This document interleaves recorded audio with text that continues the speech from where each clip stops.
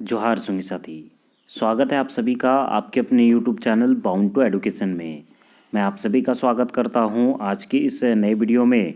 दोस्तों, आज का ये video JSSC lab assistant chemistry के सभी स्टूडेंट्स के लिए बहुत अधिक महत्वपूर्ण होने वाला है। आज के इस वीडियो में मैकेनिज्म ऑफ ऑर्गेनिक रिएक्शन का थ्योरी क्लास देखेंगे, उसके बाद ऑब्जेक्टिव क्वेश्चन आंसर को भी देखेंगे और जानेंगे कि आपके आने वाली परीक्षा में किस प्रकार के प्रश्न पूछे जा सकते हैं। दोस्तों, आज का ये वीडियो फुल रिवीजन होने वाला है, इसीलिए आज के इस वीडियो को शुरू से अंत तक जरूर से देखिएगा। चलिए दोस्तों, आज के इस वीडियो को शुरू करते हैं। अगर आप चैनल पर नए हैं, अभी तक चैनल को सब्सक्राइब नहीं किए हैं तो इसे जरूर सब्सक्राइब कर दें, और अगर आपने इस वीडियो को अभी तक लाइक नहीं किया है तो इसे जरूर लाइक कर दें। सबसे पहले थ्योरी पार्ट को देखते हैं।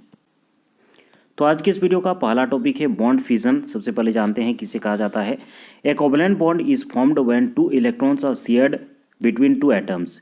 जब टू इलेक्ट्रॉन शेयर किया जाता है दो एटम्स के बीच में तो एक कोवैलेंट बॉन्ड का फॉर्मेशन होता है। Now a chemical reaction takes place when old bond are broken and new ones are formed. Chemical reaction जब होता है तब जो ओल्ड बॉन्ड होता है वो टूट जाता है, ठीक है, और नया बॉन्ड फॉर्मेशन होता है। तो ऐसे में हम लोग उसको कहेंगे कि केमिकल रिएक्शन हुआ है। Bond making and breaking is take place by two ways. Bond making और ब्रेकिंग दो प्रकार से हो सकता है, या तो होमोलाइसिस या फिर हेटेरोलाइसिस से हो सकता है। अब दोनों को अलग अलग करके देखते हैं। सबसे पहला है देखिए होमोलाइटिक फिजन, और इसी को कहा जाता है होमोलाइसिस। जो प्रोसेस होता है उसको होमोलाइसिस कहा जाता है, ठीक है। In this type of fission shared electron pair is distributed equally between two bonded atoms. किसी टू बॉन्डेड एटम्स, जैसे कि ए भी यहाँ पे बॉन्डेड एटम है, और इसमें अगर होमोलाइसिस करवाते हैं तो यहाँ पे ए के पास और बी के पास इक्वली जो इलेक्ट्रॉन है वो चला जाएगा, ठीक है। जैसे कि यहाँ पे ए के पास एक इलेक्ट्रॉन आ गया, उसके बाद बी के पास एक इलेक्ट्रॉन आ गया, और ऐसे में जो बनता है इंडिविजुअली इसको कहा जाता है फ्री रेडिकल, ठीक है। जहाँ पर देखिए दोस्तों, ए के ऊपर में आप यहाँ पे एक अनपेयर्ड इलेक्ट्रॉन देख रहे हैं तो ये हो जाएगा फ्री रेडिकल, ठीक है। उसी प्रकार ये बी भी क्या है, फ्री रेडिकल है। तो होमोलाइटिक फिजन में क्या होता है, होमोलाइटिक फिजन में शेयर्ड पेयर ऑफ इलेक्ट्रॉन जो रहता है is distributed equally among the two bonded atom. जो टू बॉन्डेड एटम होता है इक्वली शेयर होगा, ठीक है। उसके एग्जांपल जैसे कि Cl का दिया गया है, Cl, इस Cl के पास एक इलेक्ट्रॉन आ गया, इस Cl के पास इस इलेक्ट्रॉन आ गया, ठीक है। और यहाँ पे HNu, मेनली HNu का उपयोग किया जाता है, या फिर हीट भी दिया जाता है तो भी ये रिएक्शन प्रोसीड करता है, या फिर आप लाइट या फिर हीट का उपयोग किया जाता है होमोलाइटिक फिजन में, ठीक है। कैरेक्टरिस्टिक्स ऑफ होमोलाइटिक, कैरेक्टरिस्टिक्स यहाँ पे दिया गया है। कौन कौन से कैरेक्टरिस्टिक्स से देखिए। It is shown bye A half headed arrow, ठीक है। ये हाफ हेडेड एरो के द्वारा शो किया जा सकता है। The two fragments formed in this cleavage are neutral species. जो टू फ्रेगमेंट बनता है, जो फ्री रेडिकल बनता है वो क्या होता है, न्यूट्रल स्पीसीज होता है। And each one has one unpaired electron. और एक जो आपका दो बनता है, जिससे कि ए और बी यहाँ पे बना था, इस एक एक के पास क्या है, एक एक अनपेयर्ड इलेक्ट्रॉन होता है, ठीक है। These species are called free radical, और इनको कहा जाता है फ्री रेडिकल्स, ठीक है। इस प्रोसेस को कराने के लिए हाई टेम्परेचर का उपयोग कर सकते हैं, या फिर लाइट एंड पेरोक्साइड का उपयोग करके हम लोग homolytic fission for production of free radical, ठीक है, होमोलाइटिक फिजन करवाया जा सकता है जिसमें हम लोग फ्री रेडिकल बनाते हैं, ठीक है। The reactions involved in free radicals as intermediates are called free radicals, ठीक है। द रिएक्शन, जो रिएक्शन आपका इन्वॉल्व होता है उसको हम लोग कहते हैं free radical reaction, and are proceed through free radical mechanism, और ये फ्री रेडिकल मैकेनिज्म के थ्रू प्रोसीड होता है। अब चलिए देखते हैं हेटेरोलाइटिक फिजन और हेटेरोलाइसिस जिसको कहा जाता है। In this case we can see that one of the atoms carry a negative charge and other carry a positive charge, ठीक है। यहाँ पे देखिए हेटेरोलाइटिक फिजन में क्या होता है, एक एटम के पास, जैसे कि दो बॉन्डेड एटम है ए और बी, इसमें एक एटम के साथ पास आपका नेगेटिव चार्ज रहता है, एक एटम के पास आपका पॉजिटिव चार्ज रहता है। अर्थात कि यहाँ पे जो ए और बी है, ए और बी का यहाँ पे जो बॉन्ड है, ए दोनों ही शेयर पेयर को अपने तरफ खींच लेता है, जबकि बी के पास इलेक्ट्रॉन डेफिशिएंसी हो जाता है, जिसके कारण बी के पास यहाँ पे नेगेटिव चार्ज आ जाएगा, और ए के पास, माफ कीजिए, ए के पास पॉजिटिव चार्ज, ए के पास नेगेटिव चार्ज और बी के पास पॉजिटिव चार्ज। अर्थात कि जो भी दोनों में से इलेक्ट्रोनेगेटिव ज़्यादा होगा उसके पास नेगेटिव चार्ज आ जाएगा, और जो कम इलेक्ट्रोनेगेटिव होगा उसके बाद पॉजिटिव चार्ज आएगा, ठीक है। ये है हेटेरोलाइटिक फिजन, या फिर जिसको कहा जाता है heterolysis. Hence it is electron deficient, thus positively charge. As the electrons are not divided equally after bond cleavage, this is called heterolytic fission, ठीक है। जो आपका इलेक्ट्रॉन होता है इक्वली डिवाइडेड नहीं होता है, जिसके कारण इसको हेटेरोलाइटिक फिजन या फिर हेटेरोलाइटिक क्लीवेज कहा जाता है। हेटेरोलाइटिक फिजन के बारे में कुछ कुछ कहा गया है, देखिए। In a case of carbon atom carries a positive charge it is called carbocation. बहुत अधिक इंपॉर्टेंट है। अगर कार्बन अपने ऊपर पॉजिटिव चार्ज कैरी करता है तो इसको हम लोग कार्बोकैटायन कहते हैं। And in case of carries negative charge, अगर नेगेटिव चार्ज रहता है उसको कार्बन आयन कहा जाता है। ठीक है। Carbanion and carbocations are the most important carbon intermediates in organic chemistry. तो कार्बोकैटायन एंड कार्बोनाइन जो होते हैं मोस्ट इंपॉर्टेंट ऑर्गेनिक इंटरमीडिएट होते हैं in organic chemistry. Type of heterolytic fission, किस प्रकार के हेट्रोलाइटिक फिजन हो सकते हैं? देखिए, this heterolytic fission takes place in two ways. दो प्रकार से हेट्रोलाइटिक फिजन हो सकता है, जिसमें जो मोस्ट इलेक्ट्रोनेगेटिव होता है वो अपने तरफ शेयर्ड पेयर ऑफ इलेक्ट्रॉन को खींच लेता है। ठीक है। उसी का टू टाइप यहाँ पे दिया गया, देखिए ध्यानपूर्वक यहाँ पे देख सकते हैं आप सभी। If B is more electronegative than A, अगर इस केस में देखिए बी अगर मोर इलेक्ट्रोनेगेटिव है, यहाँ पे हेट्रोलाइसिस हो रहा है, तो ए पे पॉजिटिव चार्ज आ जाएगा और बी जो है शेयर्ड पेयर को अपनी तरफ खींच लेगा, अर्थात कि दोनों इलेक्ट्रॉन इनके पास रहेगा, इसीलिए इसके पास नेगेटिव चार्ज आ जाएगा। उसी का एग्जांपल देखिए CH3Cl दिया गया है, जहाँ पे Cl जो है ये मोर इलेक्ट्रोनेगेटिव है, जिसके कारण ये अपने तरफ इलेक्ट्रॉन पेयर को खींचेगा और Cl पे नेगेटिव चार्ज आ जाएगा और CH3 पे पॉजिटिव चार्ज आ जाएगा और ये कार्बोकैटायन बनाएगा। ठीक है। दूसरा केस देखिए इस प्रकार से हो सकता है, अगर बी ज़्यादा इलेक्ट्रोनेगेटिव है तो बी अपने तरफ इलेक्ट्रॉन को खींचेगा, माफ कीजिएगा ए ज़्यादा इलेक्ट्रोनेगेटिव है तो ए अपने तरफ इलेक्ट्रॉन को खींच रहा है और बी पे पॉजिटिव चार्ज आ रहा है। ठीक है। इसी का एग्जांपल देखिए यहाँ पे दिया गया है C ट्रिपल बॉन्ड C, यहाँ पे देखिए C ज़्यादा इलेक्ट्रोनेगेटिव है, जिसके कारण ये अपने तरफ इलेक्ट्रॉन को खींच लिया और यहाँ पे नेगेटिव चार्ज आ गया और यहाँ पे H पे पॉजिटिव चार्ज आ गया। तो इस प्रकार अगर नेगेटिव चार्ज आता है कार्बन एटम के ऊपर, उसको कार्बन आयन कहा जाता है। ठीक है। अब देखिए दोस्तों, ऑर्गेनिक रिएजेंट, ये भी आपका चैप्टर में है पढ़ना, तो देखिए इसके बारे में चले जानते हैं। तीन टाइप का ऑर्गेनिक रिएजेंट होता है। पहला तो इलेक्ट्रोफाइल, जैसे कि नाम से पता चल रहा है, इलेक्ट्रोफाइल मतलब आप याद रखेंगे इलेक्ट्रॉन पर अटैक करने वाला। इलेक्ट्रोफाइल मतलब इलेक्ट्रॉन पर अटैक करने वाला, मतलब नेगेटिव चार्ज पर अटैक करने वाला। और जो नेगेटिव चार्ज पर अटैक करता है खुद पॉजिटिव चार्ज का होता है, अर्थात कि खुद इलेक्ट्रॉन डेफिशिएंट एटम होता है, तो वैसे आप स्पीसीज को इलेक्ट्रोफाइल कहेंगे जो कि नेगेटिव चार्ज पर अटैक करता है। तो नेगेटिव चार्ज पर अटैक कब करेगा? जब वो खुद पॉजिटिव होगा। ठीक है। तो यहाँ पे याद रखेंगे इलेक्ट्रोफाइल्स जो पॉजिटिव स्पीसीज होते हैं उसको हम लोग इलेक्ट्रोफाइल कहते हैं। ये या तो न्यूट्रल हो सकते हैं या फिर पॉजिटिव स्पीसीज हो सकते हैं। ठीक है। न्यूट्रल भी होते हैं, ऐसा नहीं कि न्यूट्रल नहीं है। इलेक्ट्रॉन डेफिशिएंट होना जरूरी है। ठीक है। खुद अगर इलेक्ट्रॉन डेफिशिएंट है तो इलेक्ट्रोफाइल आप कहेंगे उसको। पॉजिटिव इलेक्ट्रोफाइल्स दियर आज these are carrying positive charge. Positive electrophile जिसमें पॉजिटिव चार्ज कैरी करता है, जैसे कि यहाँ पे दिया गया है H+ हो गया, H3O+, Cl+, NO+, ETC। ठीक है, ये हो गया। न्यूट्रल इलेक्ट्रोफाइल्स भी होता है, जैसे कि AlCl3, ये भी इलेक्ट्रोपॉजिटिव, यहाँ पे इलेक्ट्रोपॉजिटिव नहीं है लेकिन ये इलेक्ट्रॉन डेफिशिएंट है। जैसे कि Cl फिर से आ जाएगा तो AlCl4- तुरंत से ये बना लेता है। तो इससे पता चल रहा है कि ये क्या है, इलेक्ट्रोपॉजिटिव इलेक्ट्रोफाइल हो जाएगा, क्योंकि इसमें इलेक्ट्रॉन की कमी है। उसी प्रकार देखिए BF3, SO3 ये सब है। एग्जाम्पल्स को याद रखिएगा, बहुत अधिक इंपॉर्टेंट है। उसके बाद देखिए न्यूक्लियोफाइल्स। न्यूक्लियोफाइल्स अर्थात कि पॉजिटिव चार्ज पर अटैक करने वाला। न्यूक्लियोफाइल वैसे स्पीसीज को कहते हैं जो कि पॉजिटिव चार्ज पर अटैक करता है, अर्थात कि खुद इसके पास नेगेटिव इलेक्ट्रॉन की कमी नहीं होगी, मतलब इलेक्ट्रॉन का भरमार होगा, इसके पास खुद नेगेटिव चार्ज वाला स्पीसीज होगा।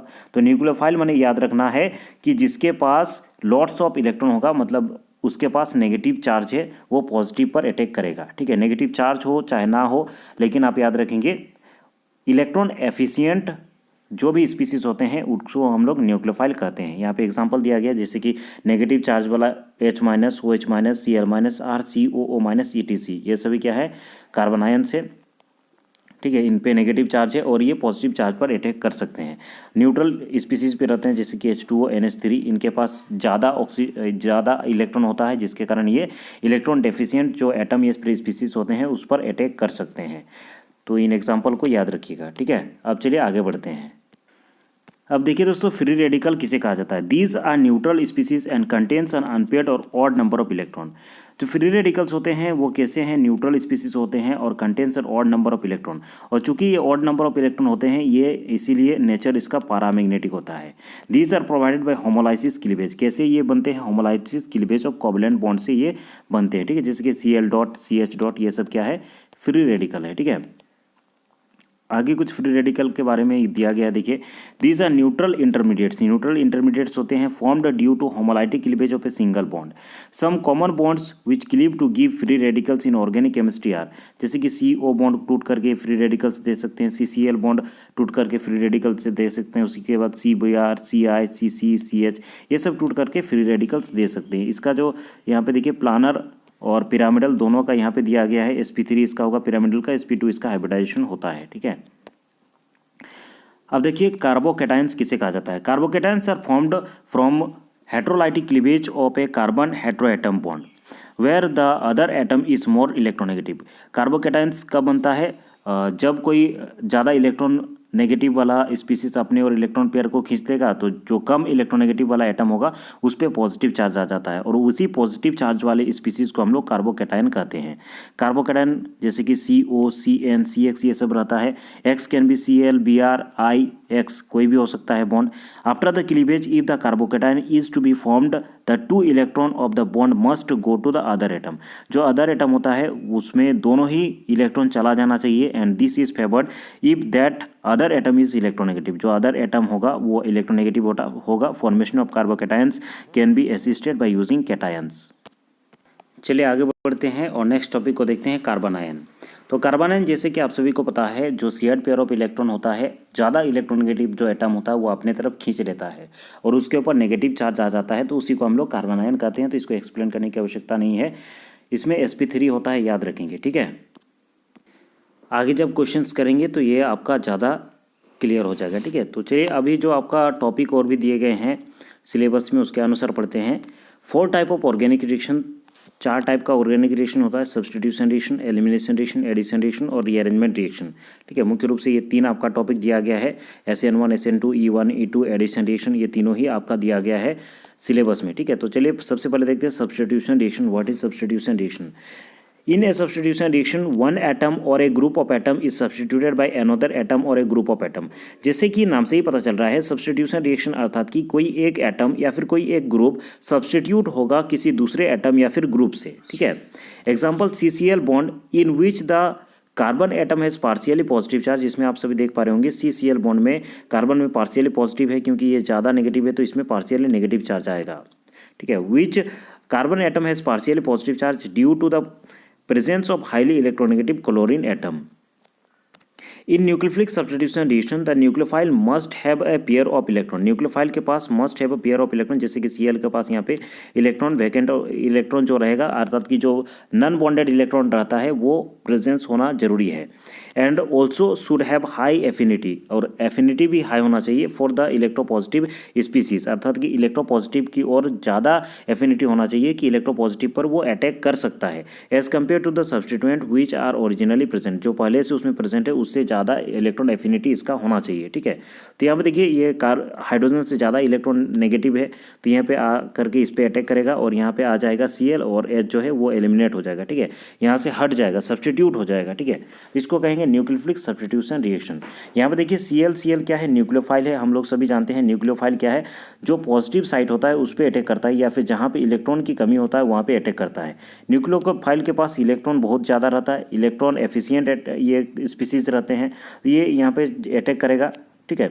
ये अटैक करेगा यहाँ पे और यहाँ पे Cl आ जाएगा और HCl यहाँ पे बन जाएगा, ठीक है। अर्थात कि वहाँ पे हट जाएगा, क्या हट जाएगा, H हट जाएगा और उसके स्थान पे आ जाएगा आपका Cl। उसके बाद देखिए elimination reaction. There are some reactions which involve the elimination और रिमूवल ऑफ एडजेसेंट एटम। कुछ ऐसे रिएक्शन होते हैं जिसमें एलिमिनेट होते हैं, कुछ यहाँ पे देखिए कुछ एडजेसेंट जो एटम होते हैं या फिर ग्रुप होते हैं वो एलिमिनेट होते हैं। After this multiple bond are formed and there is a release of small molecule as product. उसमें small molecule as a product निकलेगा, ठीक है। One of the example of elimination reaction is the in the conversion of ethyl alcohol to ethylene. एक example जैसे कि दिया गया है इथाइल एल्कोहल को हम लोग इथाइलिन में कन्वर्जन करते हैं, जैसे कि यहाँ पे दिया गया है यहाँ से H2O एलिमिनेट हो जा रहा है, ठीक है, और यहाँ पे ये आपका इथाइलिन बन रहा है। तो ये एक एलिमिनेशन रिएक्शन है जहाँ पे H2O जो है एलिमिनेट हो गया है। इस प्रकार के रिएक्शन को हम लोग एलिमिनेशन रिएक्शन कहते हैं, ठीक है। उसी के अंदर ये आता है डिहाइड्रेशन, अर्थात कि यहाँ पे डिहाइड्रेशन हो गया, H2O निकल गया है, H2SO4 का यहाँ पे यूज़ कर रहे हैं रिएक्शन कंडीशन के रूप में। एडिशन रिएक्शन, जैसे कि नाम से ही पता चल रहा है कि यहाँ पे किसी चीज़ का एडिशन होगा, ठीक है। Addition reaction is nothing but just the opposite of elimination reaction. Elimination reaction में जिस प्रकार कोई एक स्पीसीज निकल रहा था, एडिशन रिएक्शन में कोई स्पीसीज यहाँ पे जुड़ेगा, तो इसीलिए इसको कहा जाता है addition reaction. An addition reaction occurs when two और more reactant combines to form a single product. Two और मोर रिएक्टेंट जो होते हैं ये कंबाइन करके सिंगल प्रोडक्ट बनाते हैं। During addition reaction unsaturated molecules will become saturated. During unsaturated जो मॉलिक्यूल्स होते हैं वो क्या हो जाएगा, सेचुरेटेड हो जाएगा। जैसे कि यहाँ पे इथाइलिन लिया गया है, ठीक है, एल्किन कोई लिया गया है, इसमें H2O एक्सेस में H2O का उपयोग किया जा रहा है, तो यहाँ पे अनसेचुरेशन देखिए दोस्तों, यहाँ पे डबल बॉन्ड जो अनसेचुरेशन रहता है ये खत्म हो जाता है, ठीक है, और आपका यहाँ पे OH ऐड हो जाता है। तो इस चीज़ को आपको याद रखना है। इस प्रकार के इस प्रकार के रिएक्शन को एलिमिनेशन रिएक्शन कहते हैं। उसके बाद रीअरेंजमेंट रिएक्शन, जैसे कि पिनाकोल का पिनाकोलोन में रीअरेंजमेंट आप सभी ने पढ़ा होगा, ठीक है। जैसे कि डायोल का यहाँ पे रीअरेंजमेंट करके हम लोग यहाँ पे देखिए दोस्तों C double bond O carbonyl वाला यहाँ पे पिनाकोलोन बना रहे थे, इस चीज़ को हम लोगों ने पढ़ चुका है। तो इस प्रकार के रिएक्शन को हम लोग रीअरेंजमेंट रिएक्शन कहते हैं, ठीक है। उसके बाद देखिए दोस्तों, थ्योरी में मैंने सारी चीज़ को ऐड कर दिया है। अगर आपको नोट्स चाहिए तो नीचे मुझसे आप कांटेक्ट कर सकते हैं, 1-2 दिन टाइम है, आप पढ़ना चाहेंगे तो पढ़ सकते हैं। जैसे कि कार्बोकेटायंस, कार्बोनायंस, फ्री रेडिकल्स, कार्बिन्स, नाइट्रीन्स, एरिन्स, ठीक है।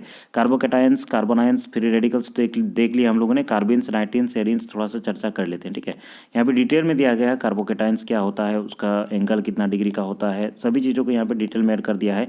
स्टेबिलिटी किसका ज़्यादा होता है, हालांकि हम लोग क्वेश्चन में जरूर देखेंगे इसको। 3 डिग्री में कार्बोकेटायन का ज़्यादा स्टेबिलिटी होता है, उसके बाद 2 डिग्री, उसके बाद 1 डिग्री। इसका कारण क्या होता है, inductive effect, hyper conjugation effect, क्या क्या ये सब होता है, सारी चीज़ों को ऐड कर दिया गया है। क्वेश्चन में हम लोग देखेंगे तो उसको घबराने की आवश्यकता नहीं है। अगर आप इसको पढ़ना चाहते हैं तो नोट्स लेकर के आप पढ़ सकते हैं, ठीक है। नीचे टेलीग्राम आईडी का लिंक मिल जाएगा या फिर व्हाट्सएप में भी आप कॉन्टैक्ट कर सकते हैं, सारे नोट्स आपको प्रोवाइड करवा दिए जाएंगे। उसके बाद देखते हैं कार्बिन्स, ठीक है। These are highly reactive with very short life time. तो ये बहुत ज़्यादा रिएक्टिव होता है और इसका लाइफ टाइम जो होता है बहुत कम होता है। They are neutral bivalent carbon, neutral bivalent carbon इस टाइप से इसको नाइट्रीन बोला जाता है। यहाँ पे 2 अनपेयर्ड इलेक्ट्रॉन रहता है, ठीक है, इसको कहेंगे, इसी को कहा जाता है कार्बिन्स, ठीक है। उसके बाद carbenes are electron deficient in nature, electron deficient होते हैं, इनको याद रखना है। क्लासिफिकेशन ऑफ कार्बन किस प्रकार से क्लासिफाई कर सकते हैं, यहाँ पे दिया गया, देखिए सिंगलेट कार्बन और ट्रिपलेट कार्बन होता है, तो इस चीज़ को आपको पढ़ लेना है। ट्रिपलेट कार्बन से क्वेश्चन आया था, तो इसको भी वीडियो को पॉज करके पढ़ लीजिए। क्वेश्चन करूँगा तो मैं आपको बताते हुए चलूँगा।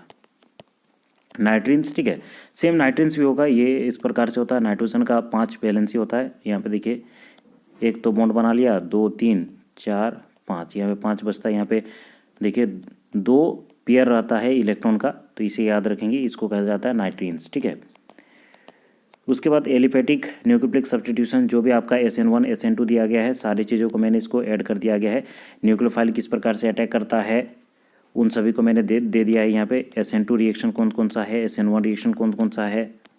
SN2 रिएक्शन जैसे कि नाम से ही पता चल रहा है, SN2 रिएक्शन अर्थात कि यहाँ पे न्यूक्लियोफिलिक सब्स्टिट्यूशन रिएक्शन बायोमोलिकुलर, ठीक है, बायोमोलिकुलर रिएक्शन है, लेकिन इसका जो स्टेप होगा एक ही स्टेप में प्रोसीड करता है।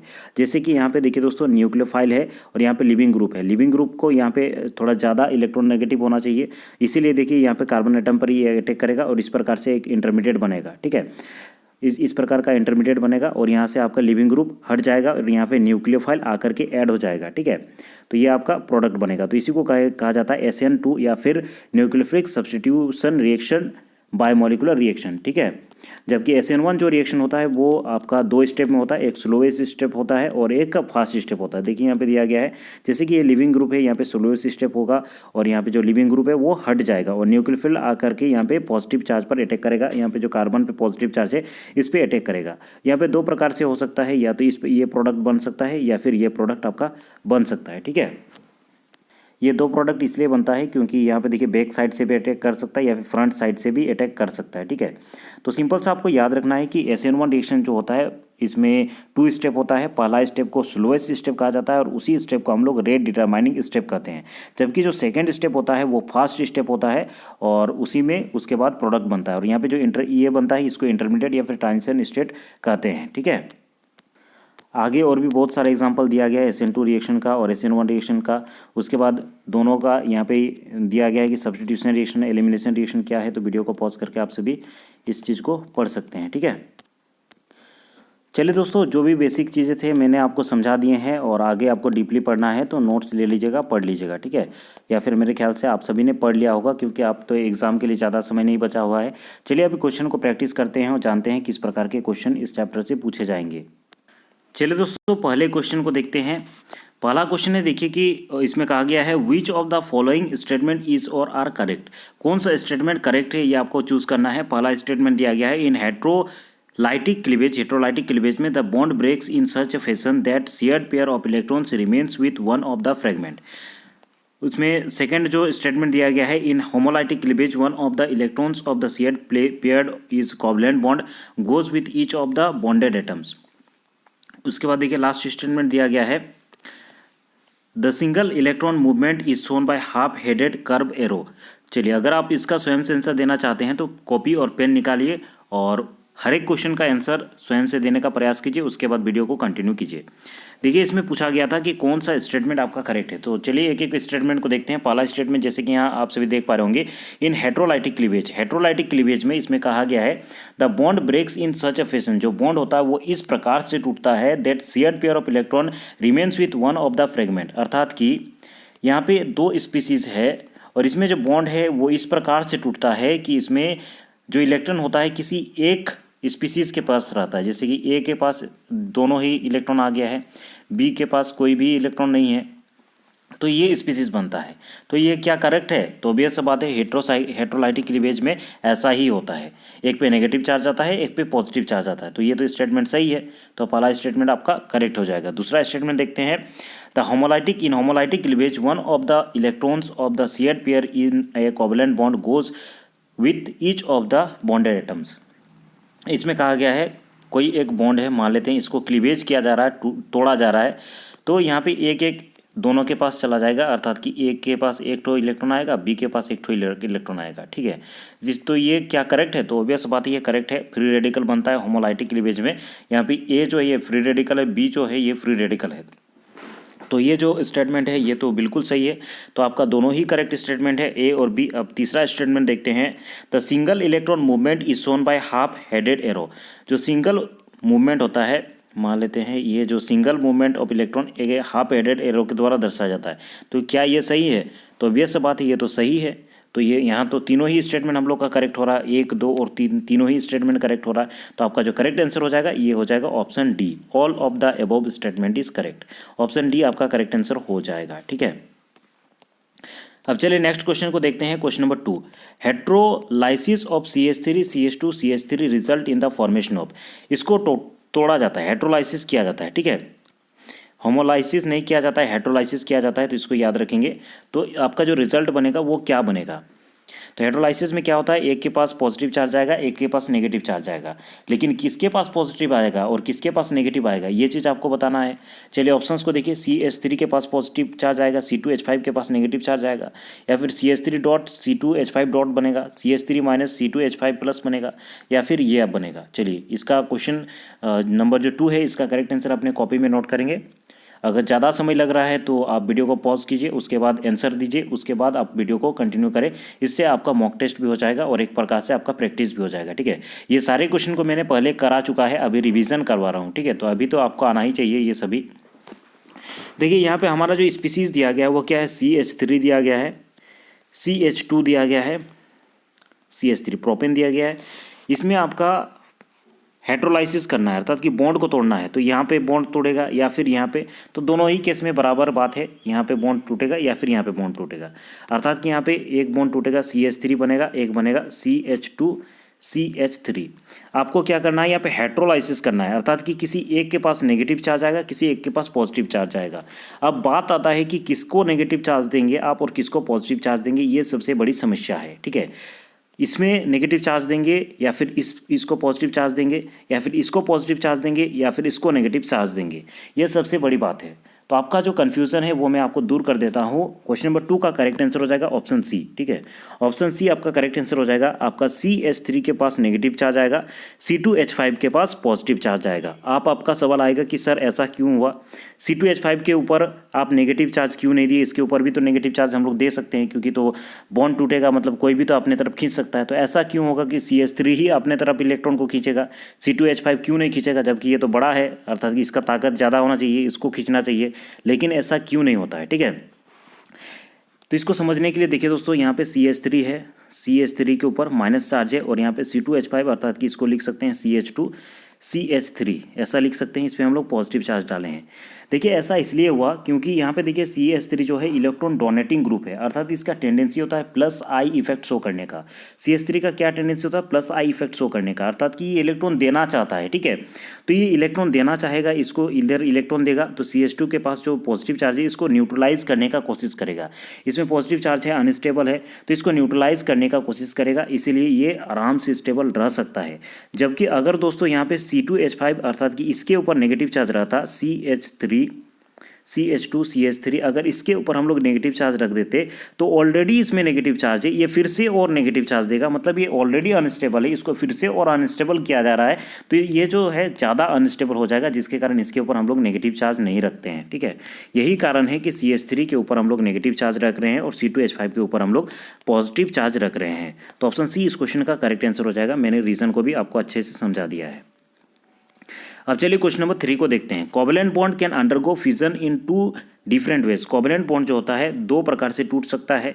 The correct representation involving A heterolytic bond fission, heterolytic bond fission का यहाँ पे एग्जांपल देना है आपको। यहाँ पे देखिए दोस्तों CH3Br दे दिया गया है, आपको बताना है कि ये बॉन्ड जो टूटेगा ये किस प्रकार से टूटेगा। चलिए ऑप्शंस को देखिए, पहला ऑप्शन, दूसरा ऑप्शन, तीसरा ऑप्शन, चौथा ऑप्शन, और अपना कॉपी में इसका आंसर लिखिएगा। हर एक क्वेश्चन को खुद से बनाइए और जब वीडियो एंड होगा नीचे कमेंट में जरूर से अपना उत्तर लिख दीजिएगा। ठीक है, मैं हर एक वीडियो में आपको मॉक टेस्ट करवा रहा हूँ या फिर इस टाइप से क्वेश्चन करवा रहा हूँ, लेकिन कोई भी स्टूडेंट ऐसा नहीं है जो कि जवाब देते हैं कमेंट में कि उनका कितना क्वेश्चन सही हुआ है। खुद से बनाते हैं कि नहीं बनाते हैं तो मुझे तो पता नहीं चलता है। ठीक है, तो आप खुद से बनाइए जिससे आपका प्रैक्टिस होगा। वीडियो को पॉज कीजिए, खुद से बनाइए और नीचे जो कमेंट है कमेंट बॉक्स में आप कमेंट करके उत्तर लिखिएगा। लास्ट में आप लिख दीजिएगा कि आपका कितना क्वेश्चन सही हुआ है। जितना क्वेश्चन करवाऊंगा उसमें आपका कितना क्वेश्चन सही हुआ है ये चीज़ आपको बताना है। तो चलिए क्वेश्चन नंबर 3 का करेक्ट आंसर दीजिएगा। इसमें होमोलाइटिक क्लीवेज किस प्रकार से होगा ये आपको बताना है। जो आपका यहाँ पे दिया गया है मॉलिक्यूल दिया गया CH3Br, तो होमोलाइटिक क्लीवेज में हम लोगों ने, हेट्रोलाइटिक क्लीवेज में हम लोगों ने पढ़ा था कि किसी एक के पास नेगेटिव चार्ज आएगा और किसी एक के पास पॉजिटिव चार्ज आएगा। नेगेटिव चार्ज किसके पास आएगा, जो ज़्यादा इलेक्ट्रोनेगेटिव है।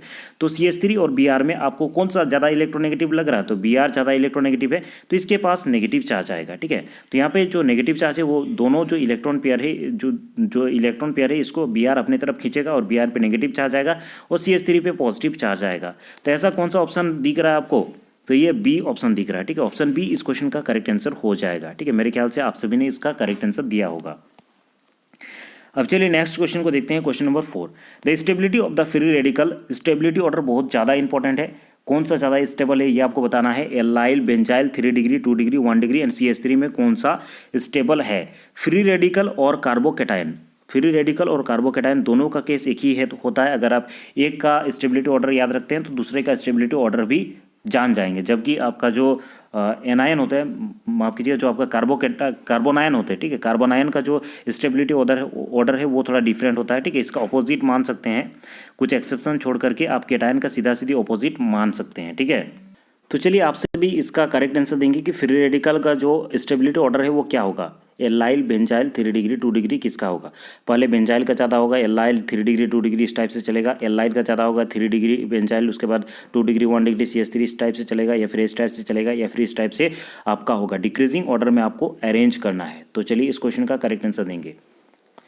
तो दोस्तों इस क्वेश्चन का करेक्ट आंसर हो जाएगा आपका क्वेश्चन नंबर 4 का करेक्ट आंसर होगा ऑप्शन ए आपका करेक्ट आंसर हो जाएगा। ठीक है, बेंजाइल का यहाँ पे स्टेबिलिटी सबसे ज़्यादा होगा, उसके बाद एल्लाइल, उसके बाद 3 डिग्री, 2 डिग्री, उसके बाद 1 डिग्री, उसके बाद CH3 का सबसे कम स्टेबिलिटी होगा। ठीक है, वही सेम प्रोसेस है, प्लस आई इफेक्ट वाला खेला चलेगा। ठीक है, प्लस आई इफेक्ट के कारण इसका स्टेबिलिटी ऑर्डर होगा। जैसे कि 3 डिग्री का बात करते हैं, यहाँ पे मान लेते हैं CH3, CH3, CH3, CH3, यहाँ पे कार्बोकेटायन या फिर रेडिकल्स जो भी हो बात बराबर है।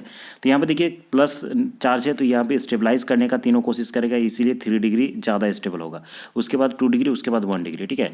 और सबसे ज़्यादा स्टेबल जो होता है ये फिनाइल वाला ग्रुप होता है, अर्थात जिसमें बेंजीन रिंग लगा होता है उसमें सबसे ज़्यादा स्टेबिलिटी होता है, ठीक है। तो इस चीज़ को आपको याद रखना है। ट्राईफिनाइल वाला ज़्यादा होगा, उसके बाद बेंजाइल वाला ज़्यादा होगा, उसके बाद एलाइल 3 डिग्री, 2 डिग्री, 1 डिग्री, इस टाइप से आपका चलेगा। तो उसको आपको याद रखना है कि स्टेबिलिटी ऑर्डर इसका इस प्रकार होगा। बेंजाइल रिंग जहाँ पे आ गया उसका स्टेबिलिटी ऑर्डर ज़्यादा होगा, ठीक है, स्टेबिलिटी ज़्यादा होगा।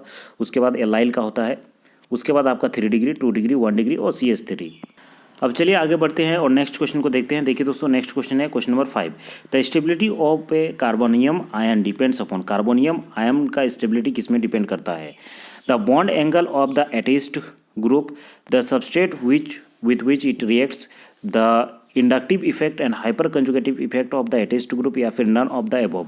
चलिए इस क्वेश्चन का करेक्ट आंसर आप सभी देने का प्रयास करेंगे। क्वेश्चन नंबर 5 का क्या करेक्ट आंसर होगा, ठीक है। तो स्टेबिलिटी किस पर डिपेंड करता है? Stability the inductive effect and hyper conjugation effect of the attached group. Inductive effect of hyper conjugation पर डिपेंड करेगा, ठीक है। प्लस आई इफेक्ट या फिर माइनस आई इफेक्ट पे डिपेंड करेगा। अगर आपका कार्बोकेटाइन रहता है तो प्लस आई इफेक्ट के पे डिपेंड करेगा, कार्बोनाइन रहता है तो माइनस आई पे डिपेंड करेगा। तो ये आपका करेक्ट आंसर हो जाएगा, द इंडक्टिव इफेक्ट पे डिपेंड करेगा और हाइपर कंजुगेशन पे ये इफेक्ट करेगा, ठीक है। तो इसको याद रखेंगे। नेक्स्ट क्वेश्चन है the most stable carbonium ion among the following. कौन सा मोस्ट स्टेबल कार्बोनियम आयन है, ठीक है। C6H5CH2 C+H2 CH3 CH2+, और यहाँ पे देखिए CH पे प्लस है और यहाँ पे CH2 पे प्लस है। वेरी वेरी इंपॉर्टेंट क्वेश्चन, बहुत अधिक इंपॉर्टेंट क्वेश्चन है। मान के चलिए कि छप गया, ठीक है। पिछले साल इसी प्रकार के बहुत सारे क्वेश्चन पूछे गए थे। चलिए इस क्वेश्चन का करेक्ट आंसर अपने कॉपी में लिखने का प्रयास कीजिएगा। Question number 6। तो जैसे कि मैंने बताया कि फिनाइल वाला जो भी ग्रुप होता है वो ज़्यादा स्टेबल होता है। सबसे पहले आपको देखना है कौन सा ज़्यादा फिनाइल वाला ग्रुप है। तो यहाँ पर देखिए ज़्यादा इसमें क्या है, एक तो फिनाइल ग्रुप है, उसके बाद यहाँ पे CH2 है, उसके बाद CH3 है, इसमें तो फिनाइल ग्रुप नहीं है, इसमें एक ही फिनाइल ग्रुप है। यहाँ पे देखिए 2 फिनाइल ग्रुप है, ठीक है। और ये जो कार्बोकेटाइन है इसके साथ 2 फिनाइल ग्रुप लगा हुआ है, तो ये सबसे ज़्यादा स्टेबल होगा। इसमें पूछा गया था मोस्ट स्टेबल, सबसे ज़्यादा स्टेबल कौन सा होगा, इसमें 2 फिनाइल ग्रुप लगा हुआ। और अगर इसमें और एक फिनाइल ग्रुप लगा रहता C6H5 तो ये और भी स्टेबल रहता, ठीक है। 3 फिनाइल ग्रुप और ज़्यादा स्टेबल रहता, और 2 फिनाइल ग्रुप उससे कम स्टेबल है, उसके बाद ये वाला एक फिनाइल ग्रुप वाला स्टेबल है, ठीक है। तो इस प्रकार से स्टेबिलिटी ऑर्डर चलता है। फिनाइल ग्रुप आपने जहां देखा वो ज़्यादा स्टेबल होगा, इस चीज़ को आपको याद करके चलना है, ठीक है। तो ऑप्शन सी आपका करेक्ट आंसर होगा, ठीक है। ऑप्शन सी इस क्वेश्चन का करेक्ट आंसर हो जाएगा। नेक्स्ट क्वेश्चन को देखिए, question number 7। The most stable carbocation is. तो मोस्ट स्टेबल कौन सा कार्बोकेटाइन है? साइक्लिक स्ट्रक्चर यहाँ पे दिया गया है, तो इसमें आपको बताना है कि मोस्ट स्टेबल कार्बोकेटाइन कौन सा होगा, ठीक है। मेरे ख्याल से जो ए दिया गया है इसके जगह पे पॉजिटिव चार्ज होगा, अर्थात कि ये कार्बोकेटाइन बनेगा। तो सबसे ज़्यादा जो स्टेबल होगा डी होगा, क्योंकि यहाँ पे इधर तरफ से इलेक्ट्रॉन इनको ज़्यादा मिलेगा, ठीक है। इधर तरफ से ज़्यादा इलेक्ट्रॉन मिलेगा, इसीलिए ये ज़्यादा स्टेबल होगा। ऑप्शन डी इस क्वेश्चन का करेक्ट आंसर होगा। अब चलिए नेक्स्ट क्वेश्चन को देखते हैं, क्वेश्चन नंबर 8। देखिए दोस्तों, क्वेश्चन नंबर 8 में कहा गया the order of the stability of the following carbanion. इसमें भी आपको स्टेबिलिटी ऑर्डर बताना है, लेकिन ये कार्बोनाइन का स्टेबिलिटी ऑर्डर बताना है। चलिए इसको ध्यानपूर्वक देखिए। पहला ऑप्शन दिया गया है, दूसरा यहाँ पे देखिए, तीसरा और चौथा। इसमें से कौन सा स्टेबल ज़्यादा होगा, कौन सा स्टेबल कम होगा, ये चीज़ आपको बताना है। तो चलिए एक एक करके देखते हैं और जानते हैं कौन सा ज़्यादा स्टेबल होगा। यहाँ पर देखिए CH3 है और CH2 है। केवल एक ही CH3 ग्रुप इसको ये कर रहा है, डिस्टेबलाइज कर रहा है, तो ये मतलब दूसरा से थोड़ा सा ज़्यादा स्टेबल होगा। ये देखिए इधर से 2 अनस्टेबल कर रहा है, 2 CH3 ग्रुप, ये 1 से कम स्टेबल होगा, क्योंकि इधर 2 ग्रुप लगा हुआ है, CH3 ग्रुप लगा हुआ है, इधर कुछ नहीं है, मतलब CH3 ग्रुप है। तो यहाँ पे 2 ग्रुप इसको अनस्टेबल कर रहा है, ठीक है। लेकिन यहाँ पे जैसे कि आप देख पा रहे हो दोस्तों, यहाँ पे देखिए साइक्लिक ग्रुप है, इसको कम स्टेबल होना चाहिए, लेकिन ये ज़्यादा स्टेबल होगा, क्योंकि यहाँ पे देखिए रेजोनेंस बनेगा। और आप सभी को पता होगा जितना ज़्यादा रेजोनेंस स्ट्रक्चर उतना ज़्यादा स्टेबिलिटी, इसलिए इस साइक्लिक स्ट्रक्चर का ज़्यादा स्टेबिलिटी होगा। और इसमें कम रेजोनेंस स्ट्रक्चर बनेगा, तो उसके बाद ये वाला स्टेबल होगा, उसके बाद आपका 1, उसके बाद 2, ठीक है। याद रखेंगे, रेजोनेंस वाला एक्सेप्शन में आता है। रेजोनेंस अगर आपका स्ट्रक्चर बनता है तो वो ज़्यादा स्टेबल होता है। ये सभी आपने 11th-12th में पढ़ा होगा। तो क्वेश्चन नंबर 8 का करेक्ट आंसर हो जाएगा आपका ऑप्शन डी। 3 जो है सबसे ज़्यादा रेजोनेंस स्टेबल यहाँ पे स्ट्रक्चर बन रहा है, तो ये ज़्यादा स्टेबल होगा। उसके बाद 4 नंबर वाला होगा, उसके बाद 1, उसके बाद 2, ठीक है। ऑप्शन डी आपका करेक्ट आंसर हो जाएगा, ठीक है। अब चलिए नेक्स्ट क्वेश्चन को देखते हैं। State the hybridisation of carbon present in triplet carbene. Triplet carbene में कौन सा आपका यहाँ पे हाइब्रिडाइजेशन होगा, ये आपको बताना है। sp3 होगा, sp2 होगा, sp होगा या फिर नन ऑफ दिस। चलिए इस क्वेश्चन का करेक्ट आंसर आपसे भी बताएंगे क्वेश्चन नंबर 9 का। दोस्तों कार्बिन का जो स्ट्रक्चर है, इसमें जो ट्रिपलेट कार्बिन है इसका जो स्ट्रक्चर है इसमें थोड़ा सा एक्सेप्शन है। हालांकि आपकी किताब में sp2 यहाँ पे आंसर दिया गया है, लेकिन इसमें sp भी हो सकता है। ठीक है, आप कहेंगे कैसे हो सकता है, आपको मोस्ट ऑफ द किताब में sp2 ही हाइब्रिडाइजेशन मिलेगा, लेकिन इसमें sp भी हाइब्रिडाइजेशन होता है। ठीक है, क्यों होता है मैं आपको बता दे रहा हूँ। थोड़ा सा एक्सेप्शन कैसे इसका आगे जाकर के पढ़ेंगे। इसका दो स्ट्रक्चर हो सकता है, या तो ये बेंड शेप में भी हो सकता है या फिर लीनियर ज्योमेट्री भी हो सकता है। बेंड शेप में कैसे हो सकता है, देखिए सी यहाँ पे मान लेते हैं इधर आर, एक एबोव द प्लेन और एक बिलो द प्लेन है, मान लेते हैं आर। ठीक है, और यहाँ पे मान लेते हैं अनपेयर्ड इलेक्ट्रॉन इस प्रकार अलग अलग ऑर्बिटल में है। ठीक है, अलग अलग ऑर्बिटल में अनपेयर्ड इलेक्ट्रॉन है।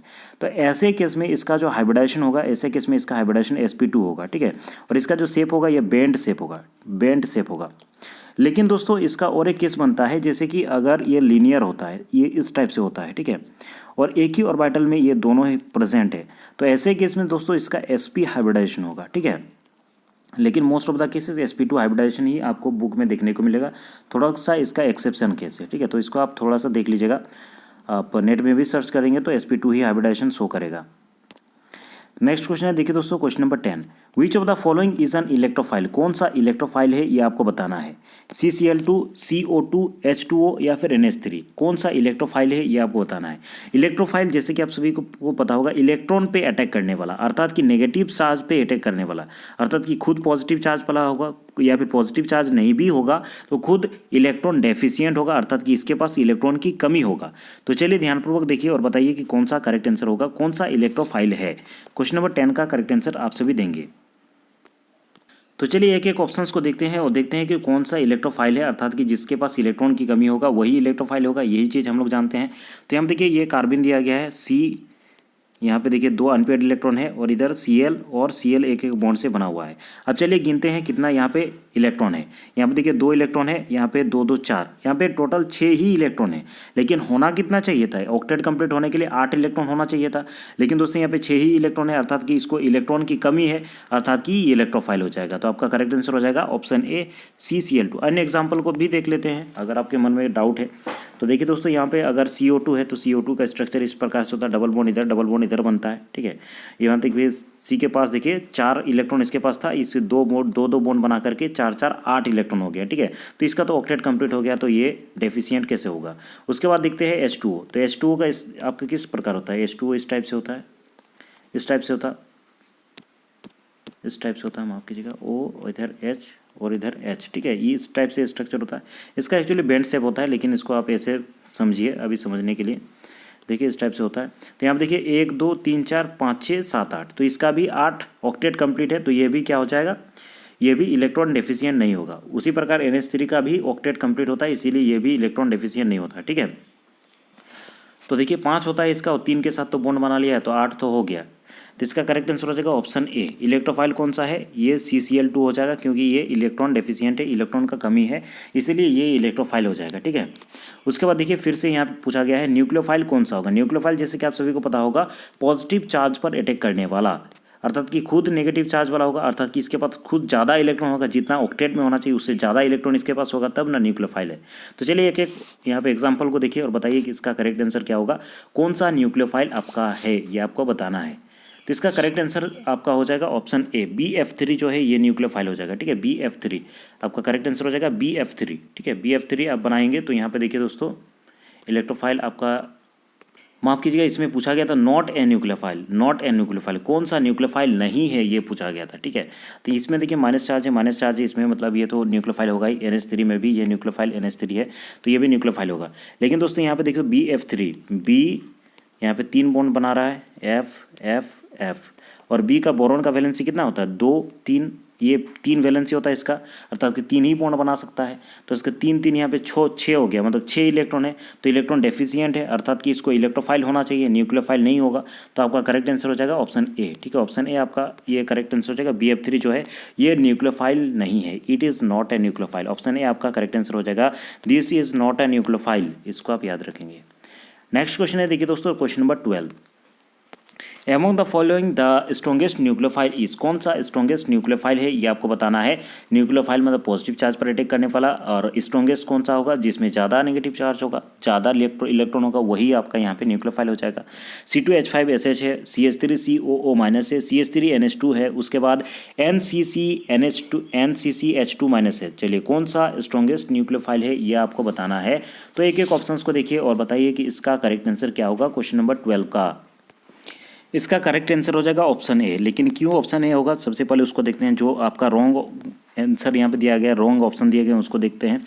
देखिए सबसे पहले दिया गया CH3COO-, ये स्ट्रॉन्गेस्ट न्यूक्लियोफाइल क्यों नहीं होगा। न्यूक्लियोफाइल तो है क्योंकि नेगेटिव चार्ज है, अधिक इलेक्ट्रॉन है, मतलब न्यूक्लियोफाइल है जो कि पॉजिटिव चार्ज पर अटैक कर सकता है, लेकिन स्ट्रॉन्गेस्ट नहीं होगा। उसका रीज़न क्या है देखिए, मैं इसको समझा देता हूँ। CH3COO- यहाँ पे है, CH3C_O, यहाँ पे O- है। देखिए दोस्तों, ये जो O- ये रेजोनेंस बनाने का कोशिश करेगा, ठीक है। ये जो माइनस चार्ज है ये इधर अपने में ही ये घूमते रहेगा, ठीक है। इसका रेजोनेंस स्ट्रक्चर इस प्रकार से होगा, CH3CO- आ जाएगा CO, फिर से ये नेगेटिव चार्ज आके डबल बॉन्ड बनेगा, मतलब ये जो प्रोसेस ये चलते रहेगा। तो जो लॉन पेयर है वो डोनेशन के लिए कम अवेलेबल होगा, बल्कि वो अपने में ही वो कंजुगेशन बनाएगा, अर्थात कि ज़्यादा स्टेबल होगा, ठीक है।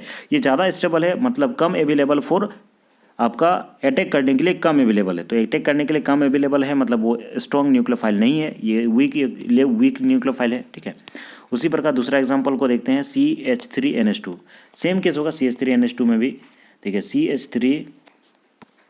CH3NH2, NH इधर 2NH लिख देते हैं, यहाँ पे N पे देखिए यहाँ पे नेगेटिव। तो N क्या है, मोर इलेक्ट्रोनेगेटिव है, तो ये अपने तरफ सारा इलेक्ट्रॉन को खींचने का कोशिश करेगा, ठीक है। तो अपने तरफ सारा इलेक्ट्रॉन खींच लेगा तो वो डोनेट क्या चीज़ करेगा। तो इसीलिए दोस्तों ये भी वीक न्यूक्लियोफाइल हो जाएगा, होगा न्यूक्लियोफाइल होगा, ऐसा नहीं कि नहीं होगा, लेकिन वीक न्यूक्लियोफाइल होगा, ठीक है। ये भी सेम केस होगा, यहाँ पे माइनस चार्ज है, ये भी खुद में अपन रेजोनेंस बनाते रहेगा, ठीक है। फिर भी मैं दिखा देता हूँ, जैसे कि ट्रिपल बॉन्ड यहाँ पे C है, क्योंकि यहाँ पे देखिए C पे ट्रिपल बॉन्ड है, उसके बाद CH2 है, H और यहाँ पे C पे नेगेटिव चार्ज है, ठीक है। तो यहाँ पे देखिए ये इधर आ सकता है और ये जो नेगेटिव चार्ज है यहाँ पे आ सकता है, यहाँ पे बॉन्ड बना सकता है, ठीक है। तो इस प्रकार ये रेजोनेंस बना सकता है, तो अपने में ही खोए रहेगा, तो ये डोनेट कहाँ से करेगा। तो इसका करेक्ट आंसर ऑप्शन ए हो जाएगा। ऑप्शन ए क्यों आंसर होगा, और इसको देखिए ऑप्शन ए को, C2H5SH, एस पे देखिए यहाँ पे लॉन पेयर है, एस पे लॉन पेयर है, तो एस लेस इलेक्ट्रोनेगेटिव, ये लेस इलेक्ट्रोनेगेटिव होते हैं, इसीलिए यहाँ पे जो इलेक्ट्रॉन है ये डोनेट के लिए अवेलेबल हैं, आसानी से डोनेट हो सकते हैं। तो इस क्वेश्चन का करेक्ट आंसर हो जाएगा ऑप्शन ए। ऑप्शन ए आपका करेक्ट आंसर हो जाएगा। समझ करके पढ़िए, थोड़ा बहुत याद रखिएगा तो आपका पार हो जाएगा एग्जाम, ठीक है। मुझसे जितना हो सके मैं करवा दे रहा हूँ, आप PDF ले लीजिएगा, उससे पढ़ते रहिएगा। देखिए दोस्तों, क्वेश्चन नंबर 13 है, कंसीडर द फॉलोइंग कार्बोनाइंस। कौन सा यहाँ पे देखिए कार्बोनाइंस यहाँ पे दिया गया है, कौन सा करेक्ट स्टेबिलिटी ऑर्डर है ये आपको बताना है। कार्बोनाइन दिया गया है तो आपका करेक्ट ऑर्डर क्या होगा ये आपको बताना है। क्वेश्चन नंबर 13 को ध्यानपूर्वक देखिए और अपने कॉपी में इसका आंसर लिखने का प्रयास कीजिएगा कि कौन सा यहाँ पे ज़्यादा स्टेबल होगा। देखिए दोस्तों, यहाँ पे ज़्यादा स्टेबल जो होगा ये 2 नंबर वाला सबसे ज़्यादा स्टेबल होगा, ये 2 नंबर वाला सबसे ज़्यादा स्टेबल होगा। यहाँ पे देखिए, यहाँ पे NO2 ग्रुप है, ये भी इलेक्ट्रॉन डोनेट करने वाला ग्रुप है। माफ़ कीजिएगा, इधर देखिए ये जो बेंजीन देखिए ये डोनेट करेगा तो इसको स्टेबलाइज, ये खींचने का प्रयास करेगा, ठीक है। NO2 जो है इलेक्ट्रोनेगेटिव ग्रुप होता है, ये अपने तरफ खींचने का प्रयास करेगा, तो यहाँ पे जो नेगेटिव चार्ज है वो थोड़ा सा इधर रिंग में घुल जाएगा, घूमते रहेगा, रेजोनेंस बनाएगा, तो यहाँ पे ज़्यादा स्टेबिलिटी शो करेगा, दूसरा नंबर। उसके बाद दोस्तों तीसरा नंबर, उसके बाद पहला नंबर। इसका करेक्ट स्टेबिलिटी ऑर्डर हो जाएगा ऑप्शन सी। ऑप्शन सी आपका करेक्ट स्टेबिलिटी ऑर्डर होगा। ये सब डिपेंड करेगा जितना रेजोनेंस स्ट्रक्चर बन रहा है उससे, ठीक है। तो इसमें 2 नंबर वाला का रेजोनेंस स्ट्रक्चर बना के देखिएगा तो ज़्यादा इसमें रेजोनेंस स्ट्रक्चर बनेगा, इसीलिए ज़्यादा स्टेबल होगा। उसके बाद 3 नंबर, उसके बाद 1 नंबर वाला, ठीक है। उसके बाद नेक्स्ट देखिए question number 14, which of the following behaves both as nucleophile as well as electrophile. कौन सा ऐसा एग्जाम्पल है जो कि इलेक्ट्रोफाइल एंड न्यूक्लियोफाइल दोनों ही प्रकार से आप यूज़ कर सकते हैं। CH3OH, CH3NH2, CH3CN या फिर CH3Cl। इसका तो आसान आंसर है, आप सभी इसको जानते होंगे, क्योंकि अगर आप बाइडेंटेड लिगेंड पढ़े होंगे तो आप सभी को इसका आंसर आता होगा। तो इसका करेक्ट आंसर हो जाएगा CH3CN, क्योंकि CN जो है बाइडेंटेड लिगेंड होते हैं, अर्थात कि दोनों तरफ से ये बॉन्ड फॉर्मेशन कर सकता है, C तरफ से भी N तरफ से भी, ठीक है। तो ये आसानी से इसका मैं स्ट्रक्चर दिखा देता हूँ, ठीक है, आपको समझ में आ जाएगा। CH3CN जो है वो इस प्रकार से लिखा जा सकता है, CH3, उसके बाद C ट्रिपल बॉन्ड N, यही होता है। N पे देखिए 5 इसका वैलेंसी होता है, तो 2 यहाँ पे बचा हुआ है, तो यहाँ पे देखिए इधर डेल्टा पॉजिटिव चार्ज आएगा, यहाँ पे डेल्टा पूरा CN को ले लीजिए, पूरा CN पे यहाँ पे नेगेटिव चार्ज आएगा। यहाँ पे जो दोस्तों ये जो नेगेटिव चार्ज है, ये जो पॉजिटिव ये जो नेगेटिव चार्ज यहाँ पे जो आप इलेक्ट्रॉन देख रहे हैं, ये आपका पॉजिटिव चार्ज पर अटैक कर सकता है, क्योंकि यहाँ पे इलेक्ट्रॉन ज़्यादा है, यहाँ पे अटैक कर सकता है, यहाँ पे पॉजिटिव चार्ज पर अटैक कर सकता है, अर्थात कि ये न्यूक्लियोफाइल हो सकता है, न्यूक्लियोफाइल की तरफ एक्ट कर सकता है। जबकि ये जो यहाँ पे देखिए 3 बॉन्ड है, ये इलेक्ट्रोफाइल की तरह अटैक कर सकता है, इलेक्ट्रोफाइल की तरफ इसको यूज़ किया जा सकता है। तो ये दोनों ही प्रकार से यूज़ होगा। ऑप्शन सी आपका करेक्ट आंसर हो जाएगा। न्यूक्लियोफाइल या फिर इलेक्ट्रोफाइल दोनों ही प्रकार से आप CH3 CN को यूज़ कर सकते हैं। ऑप्शन सी आपका करेक्ट आंसर हो जाएगा। ठीक है, उसके बाद नेक्स्ट देखिए दोस्तों, क्वेश्चन नंबर 15 है correct order of nucleophilicity. Correct order of nucleophilicity कौन सा होगा, अर्थात कि किसका न्यूक्लियोफिलिसिटी सबसे ज़्यादा होगा, ये करेक्ट ऑर्डर आपको बताना है। चलिए वीडियो को पॉज कीजिए अभी अभी और अभी इसका आंसर दीजिए कि क्वेश्चन नंबर 15 का करेक्ट आंसर क्या होगा। न्यूक्लियोफिलिसिटी का ऑर्डर आपको बताना है। तो न्यूक्लियोफिलिसिटी अर्थात कि जो पॉजिटिव चार्ज पर अटैक करता है उसको न्यूक्लियोफाइल कहते हैं। तो ज़्यादा जो अटैक करने सकेगा या फिर अपने अंदर जो नेगेटिव चार्ज को रख सकता है उसको ज़्यादा न्यूक्लियोफिलिसिटी कहते हैं। तो देखिए दोस्तों, इसका ऑर्डर हो जाएगा ऑप्शन आपका ए, इसका ऑर्डर हो जाएगा। ठीक है, ऑप्शन ए आपका ऑर्डर हो जाएगा। ऑप्शन ए इस क्वेश्चन का करेक्ट आंसर हो जाएगा। देखिए आई जो है इसका साइज बड़ा होता है, इसके ऊपर आराम से आप नेगेटिव चार्ज को रख सकते हैं, अर्थात कि ये ज़्यादा स्टेबल होगा। तो ऑप्शन ये आपका करेक्ट आंसर हो जाएगा। ऐसे भी सोच सकते हैं या फिर ज़्यादा आप पॉजिटिव चार्ज पर अटैक करने वाला, अर्थात कि न्यूक्लियोफिलिक एडिशन रिएक्शन शो करने वाला, इस प्रकार से भी सोच सकते हैं। तो इसका करेक्ट आंसर हो जाएगा ऑप्शन ए। ठीक है, SO3 acts as an electrophile because SO3 electrophile की तरह एक्ट करता है। क्यों, इसका क्या रीज़न है। S is an electron deficient electron. S क्या है, इलेक्ट्रॉन डेफिशिएंट इलेक्ट्रॉन है। O इज हाईली इलेक्ट्रोनेगेटिव, या फिर S is larger in size, या फिर ऑल ऑफ द अबव। चलिए इस क्वेश्चन का करेक्ट आंसर क्या होगा। क्वेश्चन नंबर 16 का करेक्ट आंसर आप सभी देंगे। इलेक्ट्रोफाइल मतलब इलेक्ट्रॉन डेफिशिएंट एटम। ठीक है, इलेक्ट्रॉन डेफिशिएंट एटम को कहते हैं इलेक्ट्रोफाइल। जिसका इलेक्ट्रॉन की कमी होता है या फिर जिस पे पॉजिटिव चार्ज करते रहता है उसको कहेंगे इलेक्ट्रोपॉजिटिव, अर्थात इलेक्ट्रोफाइल। ठीक है, तो इलेक्ट्रोफाइल क्या होता है, मतलब इसमें एस क्या इलेक्ट्रॉन डेफिशिएंट एलिमेंट है, नहीं, इलेक्ट्रॉन डेफिशिएंट एलिमेंट तो नहीं है। लेकिन इलेक्ट्रॉन डेफिशिएंट एलिमेंट हो जाता है। क्यों होता है, क्योंकि oxygen is highly electronegative. Oxygen highly electronegative है, जो कि अपना शेयर्ड पेयर ऑफ जो इलेक्ट्रॉन है उसको अपनी तरफ खींचेगा, जिसके कारण एस पे जो है इलेक्ट्रॉन की कमी हो जाएगी। ठीक है, इसका करेक्ट आंसर हो जाएगा B. As electron deficient element है नहीं, लेकिन ऑक्सीजन उसको बना देगा, क्योंकि ऑक्सीजन अपने तरफ इलेक्ट्रॉन पेयर को खींचने का प्रयास करेगा। ठीक है, अब चलिए आगे बढ़ते हैं और नेक्स्ट क्वेश्चन को देखते हैं। क्वेश्चन नंबर 70 देखिए, मैच करना है आपको। स्ट्रक्चर ऑफ कंपाउंड, यहाँ पे स्ट्रक्चर दिया गया है और शेप इसका क्या होगा ये आपको बताना है। ठीक है, तो चलिए इसको देखिए और बताइए कि इसका क्या शेप होगा। ठीक है, तो जैसे कि आप सभी यहाँ पे देख पा रहे होंगे, ये CH3 CN सबसे आसान यही है और ये आप सभी को पता है, ये लीनियर है, दूसरा कुछ हो ही नहीं सकता है। ठीक है, लीनियर होगा। CH3F ये क्या हो जाएगा, टेट्राहेड्रल। ठीक है, क्योंकि CH3 देखिए इधर F लगा हुआ है, इधर F, इधर H, इधर H, इधर H, तो ये टेट्राहेड्रल है। तो ये क्या हो जाएगा, टेट्राहेड्रल, और बचता है ट्राइगोनल। तो इस प्रकार से इसका मिलान हो जाएगा। ऑप्शन डी इसका करेक्ट आंसर हो जाएगा 2, 3 और 1। ठीक है, 2, 3 और 1, पहला वाला 2 के साथ, दूसरा वाला आपका 3 के साथ, तीसरा वाला आपका लीनियर। नेक्स्ट क्वेश्चन है, देखिए दोस्तों, question number 18, example of electron withdrawing group relative to hydrogen ER। ठीक है, यहाँ पे कहा गया हाइड्रोजन के रेस्पेक्ट में आपको कहा गया है कि विथ इलेक्ट्रॉन विदड्रॉइंग ग्रुप कौन सा होगा। ठीक है, example of electron withdrawing group relative to hydrogen. ठीक है, यहाँ पे हाइड्रोजन के रिलेटिव में पूछा गया है। तो चलिए इसके ऑप्शंस को देखिए, NO2 होगा, या फिर CO2 होगा, COOH होगा, या फिर COOR होगा, या फिर नन ऑफ द एबोव। ये चीज़ आपको बताना है। Example of electron withdrawing group relative to hydrogen are. यहाँ पे पूछा गया है हाइड्रोजन के रेस्पेक्ट में आपको बताना है कि कौन सा इलेक्ट्रॉन विदड्रॉइंग ग्रुप होगा। तो NO2 भी ज़्यादा इलेक्ट्रॉन विदड्रॉइंग ग्रुप है हाइड्रोजन के रेस्पेक्ट में, COOH भी है और COR है। तो यहाँ पे ऑल ऑफ द एबोव आपका करेक्ट आंसर होगा। ठीक है, ऑप्शन डी इस क्वेश्चन का करेक्ट आंसर हो जाएगा, ऑल ऑफ द एबोव। चलिए आप नेक्स्ट क्वेश्चन को देखते हैं। Electrophilic addition reaction proceed in 2 ways. Electrophilic addition reaction 2 ways में होता है। ठीक है, the first step involves the addition of a electrophile. पहला स्टेप क्या होता है, addition of a electrophile. Name the type of intermediate formed in the first step of the following addition reaction. ये जो एडिशन रिएक्शन हो रहा है इसमें फर्स्ट स्टेप क्या होगा ये आपको बताना है, अर्थात कि जो इंटरमीडिएट बनेगा फर्स्ट स्टेप में वो कौन सा इंटरमीडिएट होगा। 2 डिग्री कार्बोनायन बनेगा, 1 डिग्री कार्बोकैटायन बनेगा, या फिर 2 डिग्री कार्बोकेटायन बनेगा, 1 डिग्री कार्बोनाइन बनेगा। चलिए क्वेश्चन नंबर 19 का करेक्ट आंसर दीजिएगा, ठीक है। तो यहाँ पे देखिए जो हम लोग को यहाँ पे दिया गया है CH3 CH CH2H, तो यहाँ पे H जो है इधर अटैक करेगा, ठीक है। H यहाँ पे अटैक करेगा, ठीक है। H यहाँ पे जाएगा, उसके बाद ये जो है इधर आ जाएगा, नहीं यहाँ पे टर्मिनल पे अटैक करेगा H, ठीक है। यहाँ पे देखिए ये इस पे अटैक करेगा, टर्मिनल पे अटैक करता है, ठीक है। टर्मिनल पे अटैक करेगा और जो इलेक्ट्रॉन है एक इलेक्ट्रॉन इधर आ जाएगा।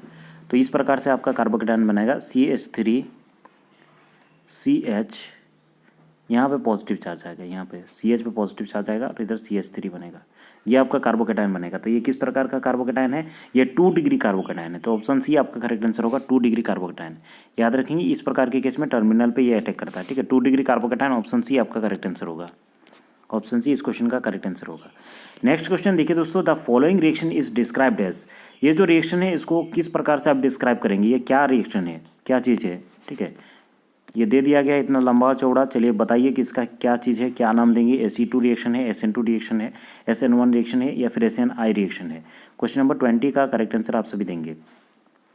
दोस्तों ये जो रिएक्शन दिया गया है ये कैसा रिएक्शन है, nucleophilic substitution reaction, biomolecular reaction है, ठीक है। ऑप्शन बी आपका करेक्ट आंसर होगा। नेक्स्ट क्वेश्चन है which one is least reactive in nucleophilic substitution reaction, कौन सा लीस्ट रिएक्टिव होगा न्यूक्लियोफिलिक सब्स्टिट्यूशन रिएक्शन में, ये आपको बताना है। CH3 CH2Cl, CH2 CH CH2Cl या फिर CH2 double bond CHCl, CH3 whole 3 CCl। तो आपको बताना है कि कौन सा लीस्ट रिएक्टिव होगा न्यूक्लियोफिलिक सब्स्टिट्यूशन रिएक्शन में, अर्थात कि न्यूक्लियोफाइल आकर के अटैक करेगा तो किस पे सबसे कम अटैक करेगा, अर्थात कि अटैक करने का जो क्षमता है वो किस में कम रहेगा, ठीक है। तो ये आपको बताना है। तो इसका जो करेक्ट आंसर हो जाएगा, इसका करेक्ट आंसर हो जाएगा ऑप्शन सी, ठीक है। देखिए CH2 डबल बॉन्ड CH यहाँ पे, उसके बाद Cl पे ये यहाँ पे देखिए लोन पेयर जो है ये इधर रेजोनेंस बनाएगा, ठीक है। रेजोनेंस बनाएगा अर्थात कि रेजोनेंस बना रहा है मतलब इसका स्टेबिलिटी बहुत ज़्यादा होगा, और जिसका स्टेबिलिटी ज़्यादा होगा वो रिएक्टिव कैसे करेगा, खुद तो स्टेबल है तो उसका रिएक्टिविटी घट जाता है। इसका करेक्ट आंसर हो जाएगा ऑप्शन सी। नेक्स्ट क्वेश्चन है दोस्तों, विच of the following is most reactive towards elimination reaction, elimination reaction की तरफ ये कौन सा आपका मोस्ट रिएक्टिव होगा, RCOO माइनस होगा, Cl माइनस होगा, CH3 NO3 माइनस होगा या फिर RO माइनस होगा। तो इसका करेक्ट आंसर हो जाएगा ऑप्शन डी, ठीक है। कौन सा करेक्ट आंसर होगा, ऑप्शन डी आपका R यहाँ पे O माइनस होगा, ठीक है। ये आपका ज़्यादा रिएक्टिव होगा, ठीक है। न्यूक्लियर एलिमिनेशन रिएक्शन पूछा गया था। दूसरा एग्जांपल जैसे कि RCOO माइनस देखेंगे, RC double bond O minus, इसमें भी रेजोनेंस फॉर्मेशन हो रहा है तो ज़्यादा स्टेबल है मतलब कम रिएक्टिव होगा। और यहाँ पे देखिए C डबल बॉन्ड N, इसमें भी देखिए रेजोनेंस फॉर्मेशन हो सकता है यहाँ पे। उसके बाद NO3 दिया गया, NO3, ये भी कम रिएक्टिव होगा, ज़्यादा रिएक्टिव यही होगा, ऑप्शन डी RO माइनस, ठीक है। क्वेश्चन नंबर 23 को देखिए, how many other major contributing resonance structure are possible for the following, कितना रेजोनेटिंग स्ट्रक्चर यहाँ पे पॉसिबल है ये आपको बताना है। 1 पॉसिबल है, 2 पॉसिबल है, 3 पॉसिबल है या फिर 4 पॉसिबल है।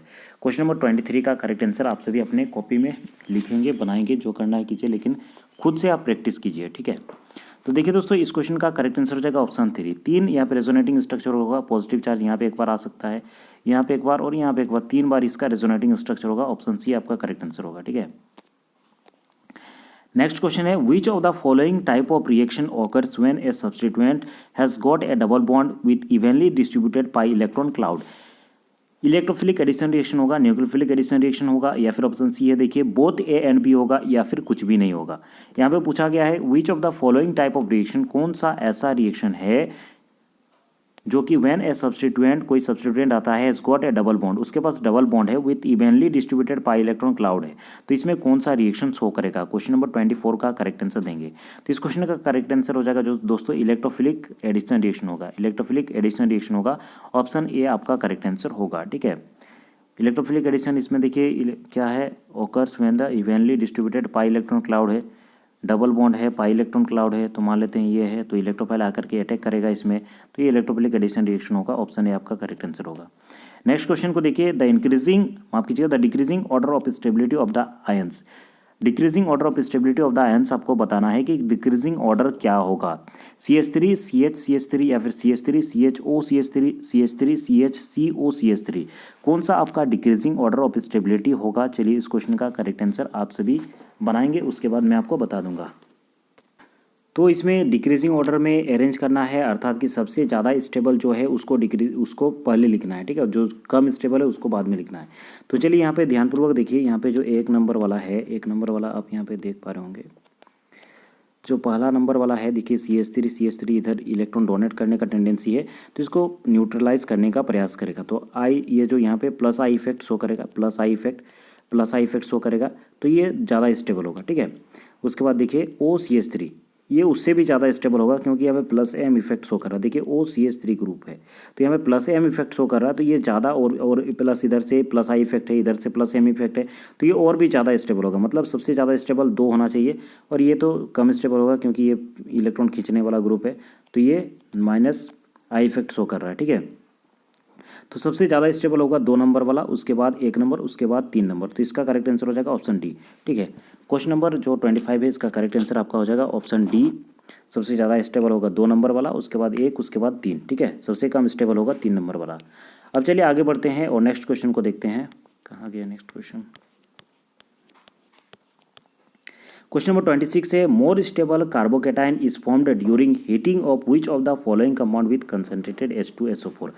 मोर स्टेबल कार्बोकेटाइन किसमें फॉर्म होता है? इसको हीट किया जा रहा है, किसमें हीट किया जा रहा है? H2SO4 में, कंसनट्रेटेड H2SO4 में हीट किया जा रहा है। तो इसमें बताना है कि मोर स्टेबल कार्बोकेटाइन कौन सा बनेगा। तो इससे पहले भी मैंने कहा था, फ्री रेडिकल हो या फिर कार्बोकेटाइन हो, सबसे पहले आपको ढूंढना क्या है? Phenyl group. फिनाइल ग्रुप जिसमें होता है ज़्यादा, उसमें ज़्यादा स्टेबिलिटी होगा। तो देखिए दोस्तों, इसमें फिनाइल ग्रुप नहीं है, इसमें फिनाइल ग्रुप नहीं है, इसमें फिनाइल ग्रुप नहीं है, वन एंड ओनली इसमें फिनाइल ग्रुप है। तो आपका स्टेबिलिटी सबसे ज़्यादा होगा बी, ठीक है। बी का सबसे ज़्यादा स्टेबिलिटी यहाँ पे कार्बोकेटाइन बनेगा, ठीक है। और जिसमें कार्बोकेटाइन बन रहा है, जिस कार्बन एटम, उसके साथ डायरेक्टली अटैच भी होना जरूरी है, उसे भी याद रखेंगे। तो यहाँ पर देखिए फिनाइल ग्रुप डायरेक्टली अटैच है, तो आपका ये ज़्यादा स्टेबल होगा, ठीक है। स्टेबिलिटी ऑर्डर जो जैसे कि मैंने बताया था, फिर से मैं एक बार बता देता हूँ।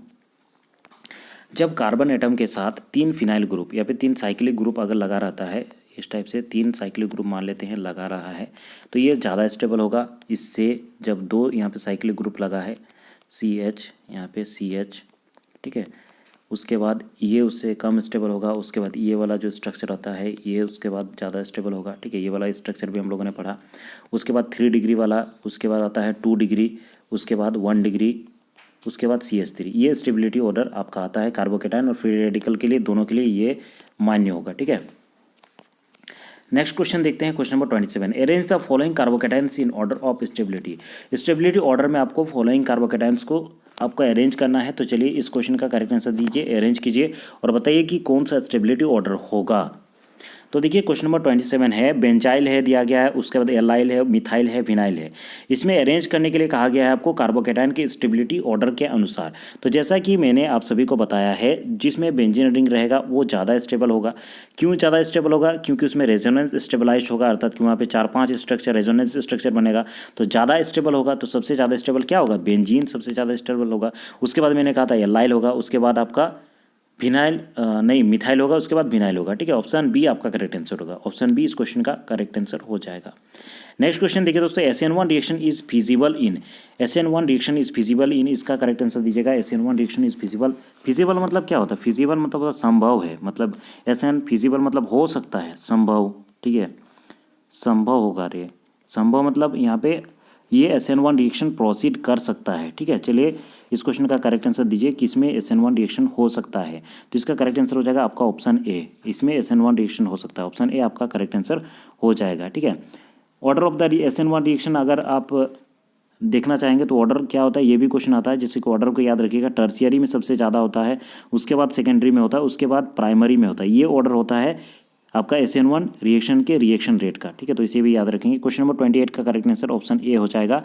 इसमें आपका SN1 रिएक्शन हो सकता है, ऑप्शन ए आपका करेक्ट आंसर होगा। चलिए आगे बढ़ते हैं और क्वेश्चन नंबर 29 को देखते हैं। देखिए दोस्तों क्वेश्चन नंबर 29 है, select the statement that is not true about the following resonance structure. ये रेजोनेंस स्ट्रक्चर दिया गया है, इसके अकॉर्डिंग आपको नीचे कुछ कुछ स्टेटमेंट दिया गया है, आपको बताना है कि कौन सा ट्रू नहीं है, मतलब कौन सा रॉन्ग है, ये आपको बताना है। चलिए इसके ऑप्शंस को देखिए, इसको पहले रेजोनेंस स्ट्रक्चर को ध्यानपूर्वक आँख गड़ा करके देख लीजिए। उसके बाद देखिए इसके अकॉर्डिंग कुछ कुछ स्टेटमेंट दिया गया है। पहला स्टेटमेंट दिया गया है 1 इज़ मोर स्टेबल देन 2, 1 2 से ज़्यादा स्टेबल होगा। उसके बाद देखिए दोस्तों 1 is more stable than 2, option C है 2 is more stable than 3, structure 2 has fewer bonds than 1 and 2। तो इस क्वेश्चन का करेक्ट आंसर हो जाएगा आपका option C 2 is more stable than 3। Option C इस क्वेश्चन का करेक्ट आंसर हो जाएगा। ये जो 2 नंबर का है ये ज़्यादा स्टेबल होगा, 3 से ज़्यादा स्टेबल होगा, ठीक है। ऑप्शन सी आपका करेक्ट आंसर हो जाएगा क्वेश्चन नंबर 29 का। अब चलिए दोस्तों नेक्स्ट क्वेश्चन को देखते हैं, question number 30। Among the following compounds, 1 से 3 आपका कंपाउंड दिया गया है। The correct order of the reaction with electrophilic reagent is, electrophilic reagent के अनुजाय आपको बताना है यहाँ पे कि कौन सा ज़्यादा स्टेबल होगा, मतलब स्टेबिलिटी ऑर्डर बताना है। ज़्यादा स्टेबल का सबसे ज़्यादा आपको आगे तरफ रखना है, उसके बाद कम स्टेबिलिटी को सबसे पीछे रखना है। तो इस क्वेश्चन का करेक्ट आंसर देखिए दोस्तों, अगर आप चूज़ करना चाहेंगे तो 1 नंबर वाला सबसे ज़्यादा स्टेबल होगा, ठीक है। ये ज़्यादा स्टेबल OCH3 ग्रुप आ गया, मतलब प्लस एम इफेक्ट शो करता है, ये मैंने इससे पहले भी बताया था। उसके बाद ये इसमें जो इलेक्ट्रॉन है, बहुत सारे इलेक्ट्रॉन है, NO2 जो है इलेक्ट्रॉन खींचने का काम करता है, माइनस आई इफेक्ट शो करता है, मतलब ये सबसे कम स्टेबल होगा। तो सबसे ज़्यादा जो स्टेबल होगा 1 नंबर वाला सबसे ज़्यादा स्टेबल होगा, उसके बाद आपका 2 नंबर वाला, उसके बाद आपका 3 नंबर वाला। ऑप्शन सी इस क्वेश्चन का करेक्ट आंसर होगा, याद रखेंगे। क्वेश्चन नंबर 30 का करेक्ट आंसर होगा ऑप्शन सी। चलिए दोस्तों आगे बढ़ते हैं और नेक्स्ट क्वेश्चन को देखते हैं। देखिए क्वेश्चन नंबर 31 है, CH3Br प्लस यहाँ पे न्यूक्लियोफिलिक अटैक हो रहा है, CH3NU बन रहा है और Br माइनस बन रहा है। The decreasing order of the, यहाँ पे जो न्यूक्लियोफाइल है इसका डिक्रीजिंग ऑर्डर क्या होगा। देखिए A नंबर पे दिया गया है PHO माइनस, उसके बाद यहाँ पे CH3COO minus, HO minus, CH3O minus. तो चलिए इस क्वेश्चन का करेक्ट आंसर दीजिए। यहाँ पे देखिए न्यूक्लियोफाइल अटैक कर रहा है, तो इसका जो डिक्रीजिंग ऑर्डर होगा ये हो जाएगा B, उसके बाद D, उसके बाद C, उसके बाद A, ठीक है। मोर बेसिसिटी मोर रिएक्टिविटी, मतलब जितना ज़्यादा बेसिसिटी होगा उतना ज़्यादा रिएक्टिविटी होगा, ठीक है। इसका करेक्ट आंसर हो जाएगा ऑप्शन डी। अब चलिए नेक्स्ट क्वेश्चन को देखते हैं, question number 32। Which of the following, which of the two, यहाँ पे 2 दिया गया है, ये और ये 1 दिया गया है। एक्सपेक्टेड द मोर स्टेबल कौन सा है ये आपको बताना है। चलिए ये वाला होगा, ये वाला होगा, दोनों ही स्टेबल है, या फिर कैन नॉट से कुछ भी कहा नहीं जा सकता है क्या स्टेबल होगा। तो देखिए स्ट्रक्चर को थोड़ा सा बनाते हैं और समझने का प्रयास करते हैं। यहाँ पे सबसे पहला जो स्ट्रक्चर दिया गया है क्या है, यहाँ पे NO2 है, NO2 है, यहाँ पे CH2 है, CH2 है और O पे यहाँ पे नेगेटिव चार्ज है। उसके बाद दूसरा जो स्ट्रक्चर है ये क्या है, CH3 है, CH2 है और यहाँ पे O पे किसी भी प्रकार का कोई भी चार्ज नहीं है, ठीक है। तो देखिए इधर जो NO2 है, NO2 क्या है, इलेक्ट्रॉन खींचने वाला ग्रुप है, माइनस आई इफेक्ट शो करेगा, ठीक है। यहाँ पे नेगेटिव चार्ज इधर आने का कोशिश करेगा, ठीक है, तो ये ज़्यादा स्टेबल होगा, ठीक है, स्टेबलाइज होगा। जबकि यहाँ पे देखिए पॉजिटिव चार्ज शो करेगा, यहाँ पे इलेक्ट्रॉन डोनेट करने का कोशिश करेगा, ठीक है, तो ये लेस, यहाँ पे पॉजिटिव चार्ज शो हो रहा है, यहाँ पे नेगेटिव, यहाँ पे माइनस इंडक्टिव इफेक्ट, यहाँ पे पॉजिटिव इंडक्टिव इफेक्ट शो हो रहा है। तो आपका जो स्टेबल ज़्यादा होगा ये ऊपर वाला सबसे पहला वाला जो ऑप्शन है ये ज़्यादा स्टेबल होगा, ठीक है। ऊपर से यहाँ पे रेजोनेंस स्ट्रक्चर भी बनेगा पहला वाला में। तो आपका जो ज़्यादा स्टेबल होगा ऑप्शन ए आपका करेक्ट आंसर होगा। NO2 CH2 CH2O माइनस, ये ज़्यादा स्टेबल होगा, ऑप्शन ए आपका करेक्ट आंसर होगा, ठीक है। चलिए नेक्स्ट क्वेश्चन को देखते हैं। अरेंज द कार्बन आयंस, यहाँ पे कार्बन आयंस दिया गया ये इन order of the decreasing stability, किसका स्टेबिलिटी ज़्यादा है ये आपको बताना है। दोस्तों याद रखने का प्रयास कीजिएगा, जो हम लोगों ने कार्बोकेटायन पढ़ा या फिर फ्री रेडिकल पढ़ा उसका ऑपोजिट होता है कार्बन आयन में, अर्थात कि 3 डिग्री आपका कम स्टेबल होता है 1 डिग्री से, ठीक है। 1 डिग्री सबसे ज़्यादा स्टेबल होगा यहाँ पे। तो देखिए कौन सा 1 डिग्री है, CCl3 आप सभी देख पा रहे होंगे यहाँ पे। देखिए दोस्तों यहाँ पे जो 3 डिग्री है ये सबसे कम स्टेबल होगा, उसके बाद 2 डिग्री वाला, उसके बाद देखिए एक एक्सेप्शन आता है जो फिनाइल ग्रुप होता है जिसमें अटैच होता है वो थोड़ा ज़्यादा स्टेबल होता है, ठीक है। उसके बाद CCl3। तो आपका जो करेक्ट ऑर्डर हो जाएगा ये आपका करेक्ट ऑर्डर हो जाएगा, C नंबर आपका ऑर्डर करेक्ट होगा, ठीक है। अब चलिए नेक्स्ट क्वेश्चन को देखते हैं, question number 34। Ionic species are stabilized by the dispersal of charge, which of the following carboxylate ion is the most stable, कौन सा कार्बोक्सिलेट आयन आपका मोस्ट स्टेबल है ये आपको बताना है। चलिए ऑप्शंस को देखिए और बताइए कि मोस्ट स्टेबल कौन सा होगा, आपका करेक्ट आंसर बताएंगे क्वेश्चन नंबर 34 का। तो वही सेम खेला यहाँ पे देखते हैं, वही प्लस आई या फिर माइनस आई इफेक्ट कहीं से कुछ लग रहा, तो यहाँ पर देखिए दोस्तों यहाँ पे प्लस आई इफेक्ट लग रहा है और यहाँ पे देखिए इधर उसको ज़्यादा और डिस्टेबलाइज कर रहा है तो ये लेस स्टेबल होगा, ठीक है। यहाँ पे देखिए Cl ग्रुप नेगेटिव इलेक्ट्रोनेगेटिव है तो ये खींचने का प्रयास करेगा, यहाँ नेगेटिव चार्ज को इधर रेजोनेंस बनाने की कोशिश करेगा, तो इससे जो ज़्यादा ही ये B वाला आपका यहाँ पे इससे ज़्यादा स्टेबल होगा, ठीक है। और यहाँ पे F भी खींचेगा, CH2 भी थोड़ा बहुत खींचेगा, तो ये A और B दोनों से ज़्यादा स्टेबल होगा। तीसरा नंबर देखते हैं, यहाँ पे 2 ठो F ग्रुप लगा हुआ, 2 इलेक्ट्रोनेगेटिव ग्रुप लगा हुआ है, तो इसमें ज़्यादा यहाँ पे रेजोनेंस स्ट्रक्चर भी बनेगा और इधर आपका स्टेबलाइज हो जाएगा जो माइनस चार्ज है। तो सबसे ज़्यादा स्टेबल होगा आपका ऑप्शन डी, ठीक है, ये वाला सबसे ज़्यादा स्टेबल होगा, ऑप्शन डी। नेक्स्ट क्वेश्चन देखिए दोस्तों, the most unlikely representation of resonance structure, most unlikely representation of resonance structure of P nitrophenoxide and P nitrophenoxide का मोस्ट अनलाइक माने सबसे कम यूजफुल या फिर सबसे कम, ऐसा नहीं हो सकता है, वैसा वाला सोच सकते हैं स्ट्रक्चर कौन सा है। तो क्वेश्चन नंबर 35 का करेक्ट आंसर हो जाएगा ये मोस्ट अनलाइक आपका स्ट्रक्चर हो जाएगा, ठीक है। देखिए एन के साथ दो दो बॉन्ड बना दिया है, डबल डबल बॉन्ड, तो ये आपका मोस्ट अनलाइक हो जाएगा, ऑप्शन बी। नेक्स्ट देखिए दोस्तों, यहाँ पे रिएक्शन दिया गया है, फॉलोइंग रिएक्शन, यहाँ पे एक रिएक्शन दिया गया है,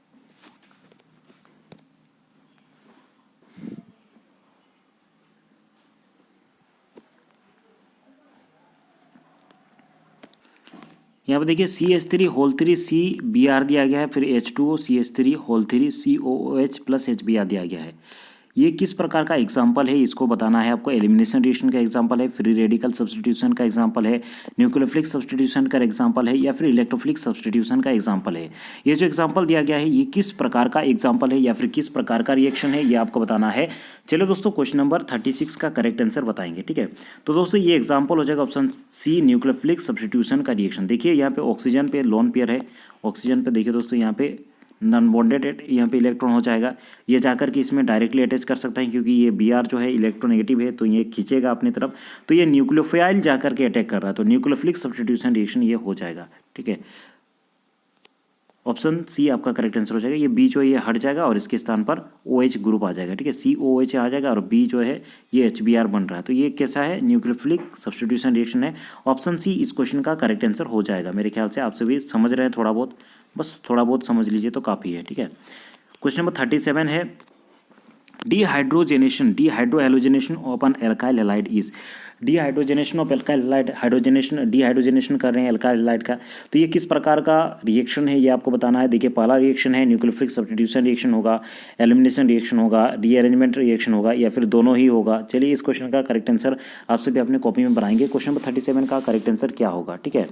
जैसे कि नाम से ही पता चल रहा है, डीहाइड्रोहेलोजेनेशन, डीहाइड्रो यहाँ पे हाइड्रोजन भी निकल रहा है, ठीक है, हाइड्रोजन भी निकल रहा है या फिर हेलोजन भी निकल रहा है, मतलब ये डीहाइड्रोहेलोजेनेशन नाम से ही पता चल रहा है, दो स्पीसीज एलिमिनेट हो रहा है, मतलब एक ही साथ दो स्पीसीज निकल रहा है, हाइड्रोजन भी और हेलोजन भी, और इस प्रकार के रिएक्शन को आपको एलिमिनेशन रिएक्शन कहते हैं, जिसमें दो स्पीसीज निकलता है उसको कहते हैं एलिमिनेशन रिएक्शन। ऑप्शन बी आपका करेक्ट आंसर हो जाएगा, क्योंकि हाइड्रो यहाँ पे देखिए हाइड्रो अर्थात की माफ कीजिएगा H नहीं, यहाँ पे हाइड्रो अर्थात की H2O निकल रहा है, ठीक है, डीहाइड्रोहेलोजेनेशन, ठीक है, तो इसे आप याद रखेंगे। कुछ भी निकल रहा हो लेकिन आपको याद रखना है कि दो ग्रुप यहाँ पे निकल रहा है, फिर दो स्पीसीज निकल रहा है, इसीलिए इसको एलिमिनेशन रिएक्शन कहेंगे, ठीक है। नेक्स्ट देखिए दोस्तों, क्वेश्चन नंबर 38 है, in which of the following compounds CCl bond ionises sell give most stable carbonium ion, कौन सा ऐसा रिएक्शन है जिसमें CCl बॉन्ड आयोनाइजेशन होगा और इसमें मोस्ट स्टेबल कार्बोनियम आयन बनेगा। तो इस क्वेश्चन का करेक्ट आंसर आपको देना है, ठीक है। देखिए CCl यहाँ पे CCl सभी में बॉन्ड है, तो कौन सा ऐसा होगा कि आयोनाइज होगा और मोस्ट स्टेबल कार्बोनियम आयन इसमें देगा। तो इस क्वेश्चन का करेक्ट आंसर हो जाएगा आपका, देखिए दोस्तों क्वेश्चन नंबर सी आपका करेक्ट आंसर हो जाएगा, ठीक है। इसका जो ऑर्डर होता है 1 डिग्री में सबसे ज़्यादा, उसके बाद 2 डिग्री, उसके बाद 3 डिग्री, ठीक है, उसके बाद 3 डिग्री में होता है। देखिए ये जो ऑर्डर है यहाँ पे 1 डिग्री है, इधर कुछ भी रहे मतलब नहीं है, यहाँ पे देखिए 1 डिग्री कार्बन के साथ ये पर जुड़ा हुआ है Cl, तो आपका यहाँ पे सी हो जाएगा, ठीक है, सी आपका करेक्ट आंसर होगा। नेक्स्ट क्वेश्चन है दोस्तों, most stable carbocation formed from, इसमें से मोस्ट स्टेबल कार्बोकैटायन किससे बनेगा। ये सारे चीज़ दिया गए हैं CH3, तो मैंने क्या कहा था, कार्बोकैटायन मतलब सिंपल सा आपको ढूंढना है कि किसमें ज़्यादा फिनाइल ग्रुप है।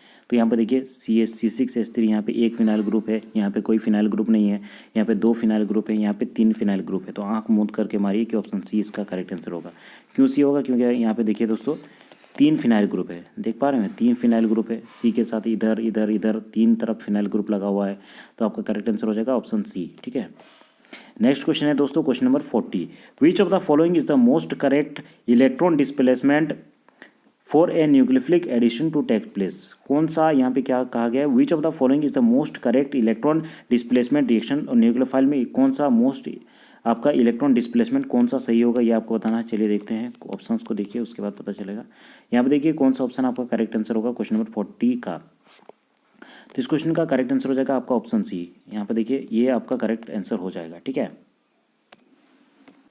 इधर से सी निकल जाएगा, इधर वाला बॉन्ड यहाँ आ जाएगा, इलेक्ट्रॉन यहाँ आ जाएगा, यहाँ पे पॉजिटिव चार्ज आ जाएगा CH। यहाँ पे देखिए यहाँ पे आपका पॉजिटिव चार्ज बन रहा है और ये C। तो इस प्रकार का आपका कार्बोकेटायन बनेगा, ठीक है। नेक्स्ट क्वेश्चन पे चलते हैं, question number 41। SN1 reaction on optically active substrate mainly gives. SN1 reaction on optically active substance में क्या देता है, ये बहुत अधिक इंपॉर्टेंट क्वेश्चन है। Retention in configuration, inversion of configuration, racemic product या फिर no product. SN1 reaction on optically active substrate, optically active substrate के साथ अगर SN1 रिएक्शन प्रोसीड करते हैं तो आपका क्या फॉर्मेशन होगा, रिटेंशन इन कन्फिग्रेशन हो जाएगा, इन्वर्जन ऑफ कन्फिग्रेशन होगा या फिर रेस्मिक प्रोडक्ट प्राप्त होगा। तो इसमें देखिए दोस्तों रेस्मिक प्रोडक्ट प्राप्त होता है, ऑप्शन सी इस क्वेश्चन का करेक्ट आंसर होगा, याद रखेंगे ऑप्शन सी इस क्वेश्चन का करेक्ट आंसर होगा, ठीक है। क्वेश्चन नंबर 42 है, द रेडिकल इज एरोमेटिक। ये जो रेडिकल है ये एरोमेटिक है, क्यों ये एरोमेटिक है ये आपको बताना है। तो देखिए ये इसलिए एरोमेटिक है तो ये क्योंकि इसमें ऑप्शन डी है, अर्थात कि इसमें 6p इलेक्ट्रॉन है, 6 पाई इलेक्ट्रॉन यहाँ पे पाई इलेक्ट्रॉन मौजूद है, 6p पाई ऑर्बिटल मौजूद है और 6 अनपेयर्ड इलेक्ट्रॉन मौजूद है, ठीक है। तो इसका करेक्ट आंसर हो जाएगा ऑप्शन डी। नेक्स्ट क्वेश्चन है दोस्तों question number 43। In the following structure, ये स्ट्रक्चर दिया गया है, which is the better site for protonation. Protonation करने के लिए कौन सा बेटर साइट है ये आपको बताना है। नाइट्रोजन का जो तरफ है इधर से प्रोटोनेशन जल्दी होगा, या फिर ऑक्सीजन की तरफ से डबल बॉन्ड जहाँ पे है यहाँ पे प्रोटोनेशन होगा, या फिर ऑल ऑफ दोज। चलिए इस क्वेश्चन का करेक्ट आंसर आप सभी अपने कॉपी में नोट करेंगे। Question number 43। देखिए दोस्तों प्रोटोनेशन किधर से ज़्यादा होगा, ऑक्सीजन की तरफ से होगा। कोई भी H+ मान लेते हैं, H+ इधर से, यहाँ पे देखिए डबल बॉन्ड है इसीलिए यहाँ पे डायरेक्टली अटैच होगा, ठीक है। तो यहाँ पे OH यहाँ पे अटैच हो जाएगा, तो ये ऑक्सीजन की तरफ से ज़्यादा होगा, ऑप्शन बी आपका करेक्ट आंसर होगा। अब चलिए नेक्स्ट क्वेश्चन को देखते हैं, question number 44। Which one of the following undergoes nucleophilic substitution exclusively by SN1 mechanism. से न्यूक्लियोफिलिक सब्स्टिट्यूशन रिएक्शन किसमें शो होता है ये आपको बताना है। बेंजाइल क्लोराइड में, इथाइल क्लोराइड में, क्लोरोबेंजीन में या फिर आइसोप्रोपाइल क्लोराइड में। चलिए क्वेश्चन नंबर 44 का करेक्ट आंसर देंगे। Which of the following undergoes nucleophilic substitution exclusively by SN1 mechanism. तो इस क्वेश्चन का करेक्ट आंसर हो जाएगा आपका option A benzyl chloride, option A इस क्वेश्चन का करेक्ट आंसर हो जाएगा, ठीक है। नेक्स्ट क्वेश्चन है देखिए दोस्तों, रेट ऑफ द रिएक्शन, इसमें rate of the reaction Z when Z faster किस में होगा। जैसे यहाँ पे न्यूक्लियोफाइल है, यहाँ पे न्यूक्लियोफाइल है, यहाँ पे जेड को हटाया जा रहा है, व्हेन जेड किस में होगा, तो गुड लिविंग ग्रुप जो होगा वही ज़्यादा यहाँ पे आपका रिएक्शन रेट शो करेगा। CH3 होगा, CnH2 होगा, या फिर OCH2H5 होगा, फिर COCH3 होगा। तो इसका जो करेक्ट आंसर हो जाएगा क्वेश्चन नंबर 45 का, इसका करेक्ट आंसर होगा आपका ऑप्शन, इसका क्वेश्चन नंबर 45 का आपका करेक्ट Cl, ठीक है। यहाँ पे Cl आपका करेक्ट आंसर होगा, ठीक है। क्यों, क्योंकि ये अगर Cl ज़्यादा इलेक्ट्रोनेगेटिव होगा तो यहाँ पे हट जाएगा और यहाँ पे डेल्टा प्लस चार्ज आ जाएगा, ये डेल्टा नेगेटिव चार्ज होगा, डेल्टा प्लस आने के कारण ये यहाँ पे अटैक करेगा और न्यूक्लियोफाइल यहाँ पे अटैच हो सकता है। तो इस क्वेश्चन का करेक्ट आंसर होगा आपका ऑप्शन ए Cl। अब चलिए नेक्स्ट क्वेश्चन को देखते हैं। विच of the following is the most reactive towards electrophilic reagent. Electrophilic reagent की तरफ मोस्ट रिएक्टिव यहाँ पे कौन सा एजेंट होगा, ये आप रिएजेंट होगा ये आपको बताना है। A, B, C, D। चलिए ऑप्शंस को देखिए और बताइए क्वेश्चन नंबर 46 का करेक्ट आंसर क्या होगा। इलेक्ट्रोफाइल अर्थात कि खुद इलेक्ट्रॉन डेफिशिएंट होता है। इलेक्ट्रोफाइल क्या बोल रहा है, इलेक्ट्रोफिलिक अर्थात कि इलेक्ट्रॉन चार्ज पर अटैक करने वाला खुद इलेक्ट्रॉन एफिशिएंट एटम होगा, ठीक है।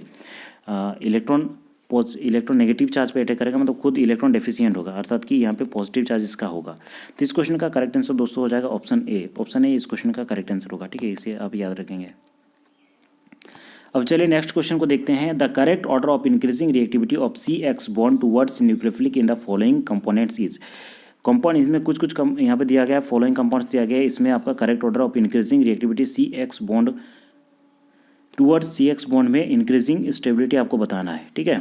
तो क्वेश्चन नंबर 47 का जो करेक्ट आंसर है वो मैं आपको बता देता हूँ। यहाँ पे आंसर आप देख लीजिए, जो यहाँ पे दिए गए ऑप्शंस उनको देख लीजिए। तो इसका करेक्ट आंसर हो जाएगा ए, 4 सबसे ज़्यादा स्टेबल, 4 सबसे ज़्यादा रिएक्टिव होगा, 3, 2 उसके बाद 1।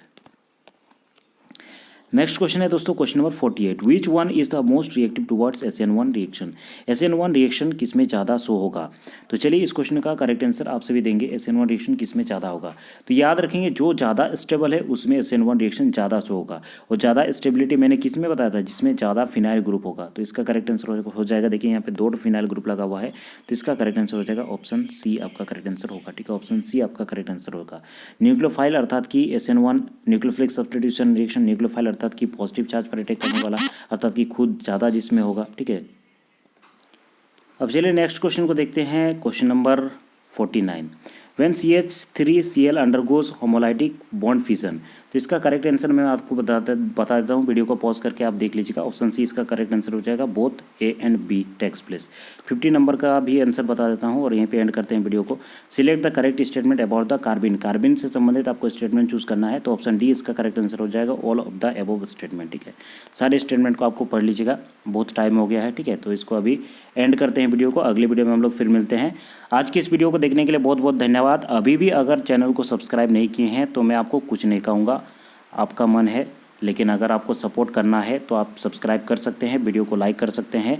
इसी प्रकार जितना हो सके आपके एग्ज़ाम हालांकि पहुंच गया है, 1-2 दिन बाद ही एग्ज़ाम है, लेकिन जिनका बाद में थोड़ा सा एग्ज़ाम है उनको मैं आपको बताते हुए चलूँगा और क्लास रेगुलर चलते रहेगा। आज के इस वीडियो में इतना ही। आज के इस वीडियो को देखने के लिए बहुत बहुत धन्यवाद। बाउंड टू एजुकेशन फैमिली के साथ जुड़ने के लिए धन्यवाद। अगले वीडियो में हम लोग फिर मिलते हैं।